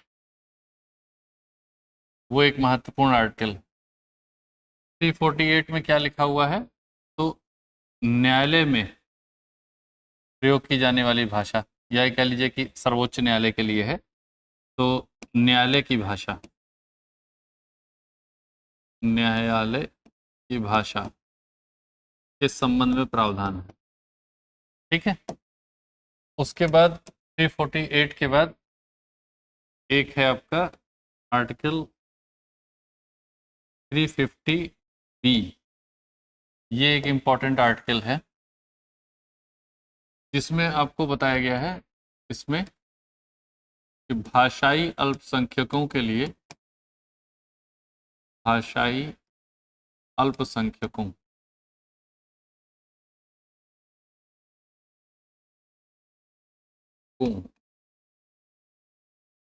के लिए विशेष अधिकारी।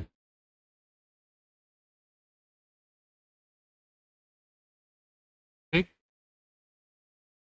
और उसके बाद आपका है एक आर्टिकल इसमें इंपॉर्टेंट, वो है 351,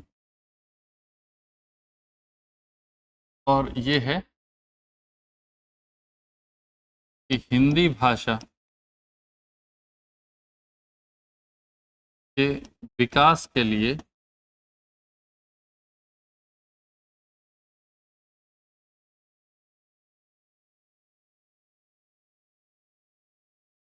राज्य को निर्देश।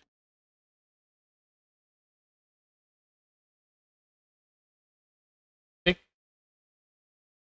तो ये आर्टिकल्स हैं जो इसमें आपके काम के हैं।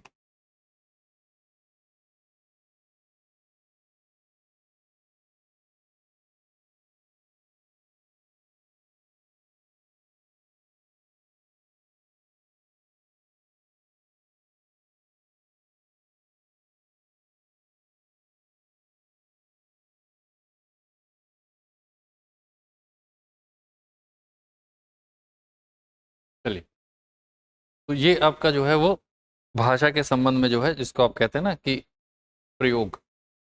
इसके अलावा भी कुछ जगहों पर, जैसे भाग 17 में तो भाषा के संबंध में प्रावधान दिए गए हैं, इसके अलावा संसद में प्रयोग की जाने वाली भाषा या राज्य विधानमंडल में, तो दो आर्टिकल और हैं जो भाग 17 से संबंधित नहीं है।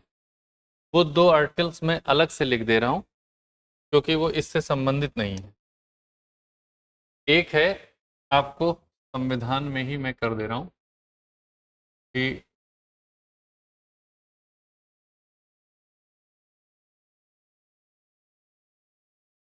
एक तो है आपका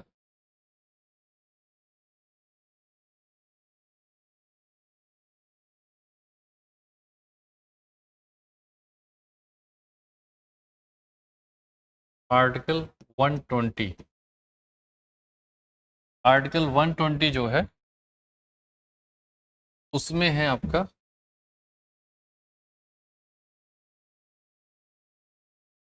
संसद की भाषा। ठीक है, शॉर्ट में बस केवल इतना लिख लीजिए, संसद की भाषा। और दूसरा है आपका आर्टिकल 210, वो संबंधित है आपका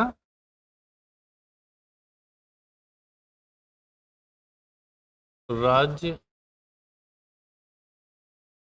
या ऐसे कर लीजिए ना, विधानमंडल की भाषा, अपने आप ही समझ में आ जाएगा। विधान मंडल की भाषा। ठीक। संविधान में आपको ये दो चीजें देखने को मिल रही हैं, एक ये और एक ये बात इधर। क्लियर? तो अब ये पूरा आपको समझ में आ गया कि संविधान में क्या क्या प्रावधान है। तो यहाँ पर आपने क्या क्या कंप्लीट किया? बोली किसे कहते हैं? सीमित भौगोलिक क्षेत्र में आम जनमानस द्वारा विचारों के विनिमय के लिए प्रयोग की जाने वाली भाषा के रूप को बोली कहते हैं। फिर विभाषा या उपभाषा क्या होती है?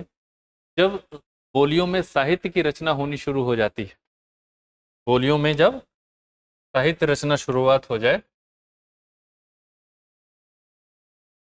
तो वो क्या बन जाती है? फिर विभाषा या उपभाषा। क्यों? क्योंकि उसका क्षेत्र विस्तारित हो जाता है। तो सारा मामला क्षेत्र से संबंधित है। क्षेत्र विस्तारित हो जाएगा तो वो क्या बन जाएगी? विभाषा या उपभाषा बन जाएगी। और जब और विस्तारित हो जाएगा, शासन प्रशासन द्वारा उसका प्रयोग किया जाने लग जाएगा, तो क्या बन जाएगी? भाषा बन जाएगी। फॉर एग्जाम्पल, हिंदी भाषा है, बिहारी उसकी उपभाषा है, और भोजपुरी मगही उसकी बोली। ठीक है, ये एग्जाम्पल भी समझ में आ गया होगा। अब अगर कोई ऐसी भाषा हो जाती है जो एक देश में सबसे ज्यादा लोगों द्वारा बोली और समझी जाने वाली भाषा होती है, तो उसे हम राष्ट्रभाषा कह देते हैं। वरना ऐसा कोई राष्ट्रभाषा जैसा टर्म होता नहीं है संविधान में। संविधान में कौन सा होता है ऑफिशियली? तो वो ऑफिशियल लैंग्वेज का होता है, और ऑफिशियल लैंग्वेज के लिए शब्द क्या है? राजभाषा। ठीक है, ऑफिशियल लैंग्वेज का मतलब है राजभाषा। और राजभाषा जब हम संविधान की बात करते हैं तो भाग 17 में है, और साथ में आर्टिकल 120 और 210 में। यहाँ विधायिका से संबंधित है, बाकी सब कार्यपालिका से संबंधित है। 348 वाला जो है वो न्यायपालिका से संबंधित। तो तीन हिस्से होते हैं, विधायिका, कार्यपालिका, न्यायपालिका। तो विधायिका से संबंधित कौन सा? 120 और 210। और न्यायपालिका से 348। और उसके अलावा बाकी जो है वो कार्यपालिका से संबंधित। ठीक है, तो ये हो गए। 8वीं अनुसूची में वर्तमान में 22 भाषाएं हैं। शुरुआत में जो है वो 14 भाषाएं थी। अगर आपसे पूछा जाए तो ये बता दीजिएगा कि आरंभ में का मतलब क्या होता है?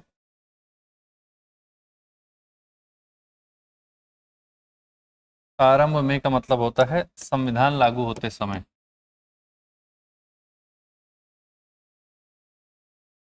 संविधान लागू होते समय। संविधान लागू होते समय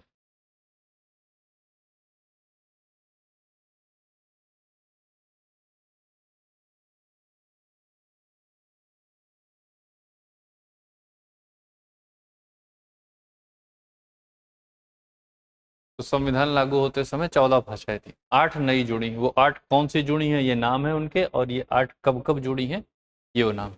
ठीक, हो सकता है कि आपसे शायद ये वाला पूछ लें कि कौन सा संविधान संशोधन है आखिरी वाला। आखिरी वाले के पूछे जाने की संभावना ज़्यादा है, तो आप कह सकते हैं कि ये आखिरी वाला जो है ये आपका 92वां संशोधन है।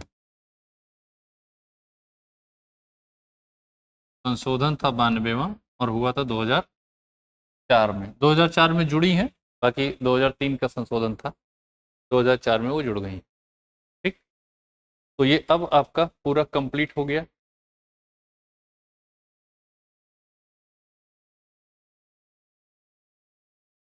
इसमें कोई पॉइंट आपका छूटा नहीं है, सारे पॉइंट हो गए हैं यहाँ तक। भाषा का विकास भी आपने देख लिया पूरा। अब एक चीज और बची हुई है कि जिसको हम कह सकते हैं कि हिंदी भाषा की कितनी उपभाषाएं हैं, इस बात को लेकर के प्रश्न कि कितनी उपभाषाएं हैं। तो देखिए 5 उपभाषाएं मानी जाती हैं। ठीक है, इस पॉइंट को भी यही कर लेते हैं कि कितनी है, यहां लिख लेते हैं, हो ही जाएगा इतने में।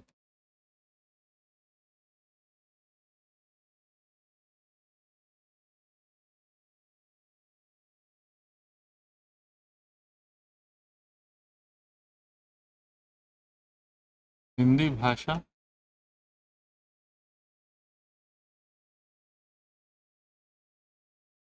5 उपभाषाएं।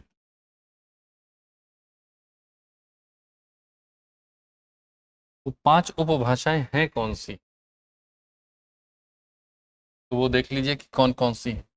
एक है इसमें जिसको हम कहते हैं पूर्वी हिंदी, ऐसे याद रहेगी ना आपको, पूर्वी हिंदी।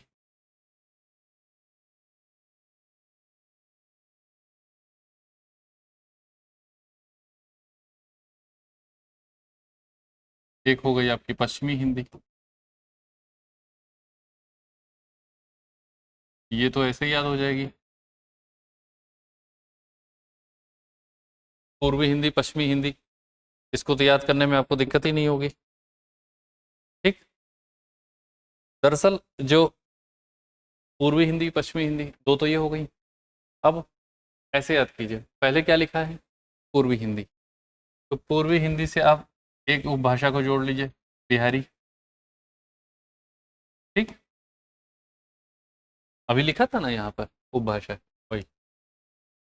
उसके बाद पश्चिमी हिंदी, पश्चिम में क्या पड़ता है, राजस्थान, तो अब इसके साथ एक जोड़ लीजिए, राजस्थानी। ये याद रखने का तरीका है।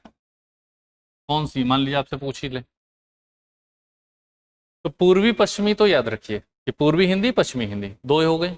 पूर्व में पड़ता है बिहार, तो एक हो गई फिर बिहारी, और पश्चिम में पड़ता है राजस्थान, तो एक हो गई राजस्थानी। ठीक। चार तो हो गई, पांचवी बची पहाड़ी, जो यहाँ कहीं नहीं पड़ती, तो वो पहाड़ी।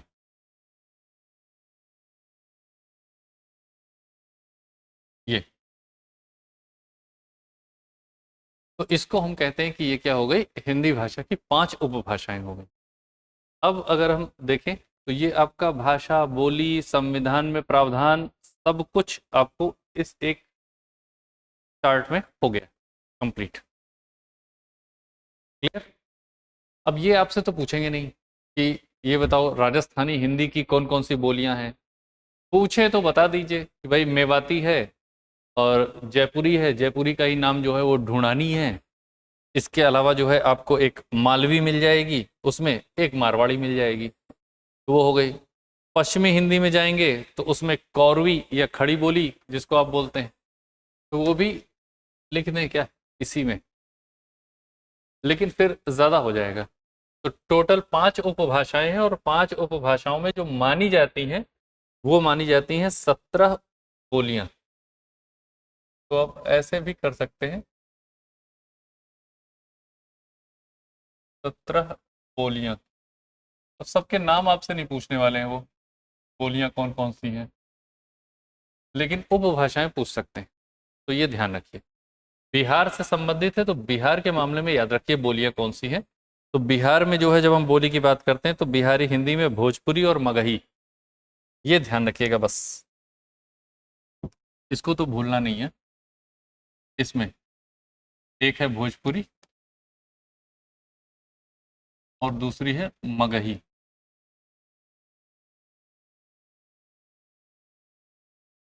ठीक है। चार थी, पढ़ करके आए हैं अभी, चार थी। मैथिली लेकिन कहाँ आ गई, यहाँ, और अंगिया को अभी दर्जा पूरी तरीके से मिला नहीं, तो इसलिए दो ही बची, भोजपुरी और मगही। ये ध्यान रखिएगा। इसके अलावा अगर आपको पूछे खड़ी बोली, तो मैंने आपसे कहा कि खड़ी बोली का विकास किससे हुआ है, तौरसेनी से, और पश्चिमी हिंदी का भी वहीं से हुआ है, तो इसका मतलब पश्चिमी हिंदी में आपको मिलेगी खड़ी बोली। यहाँ पर आपको मिल जाएगी खड़ी बोली एक तो, और खड़ी बोली का ही एक दूसरा नाम है कौरवी, तो ये ध्यान रखिए। क्लियर। कौरवी।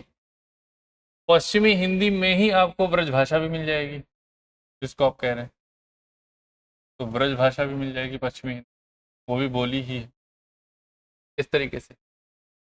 ठीक।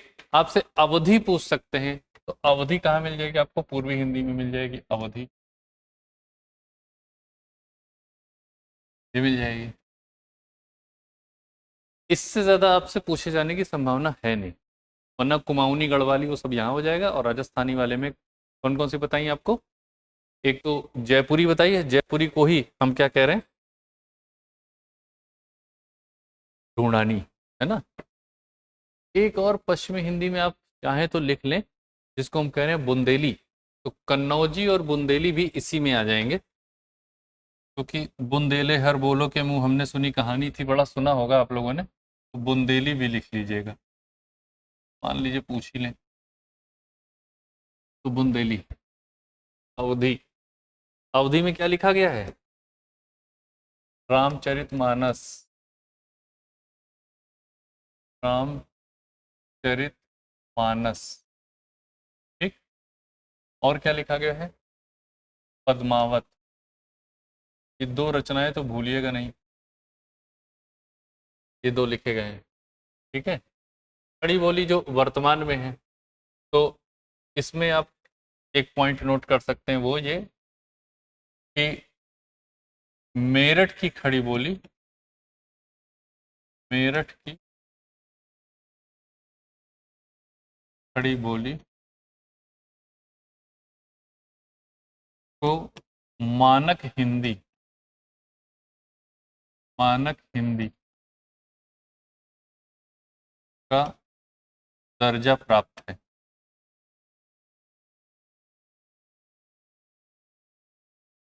बस इतना पर्याप्त है आप लोगों के लिए,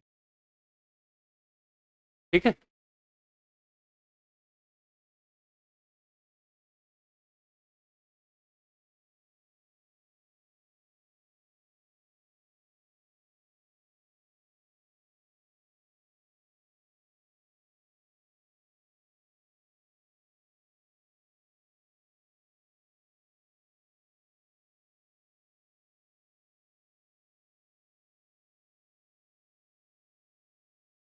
मैं चाह रहा हूँ कि एक जगह पर मैक्सिमम बड़ा आ जाए, जिससे आपको स्पष्ट रूप से दिखाई दे।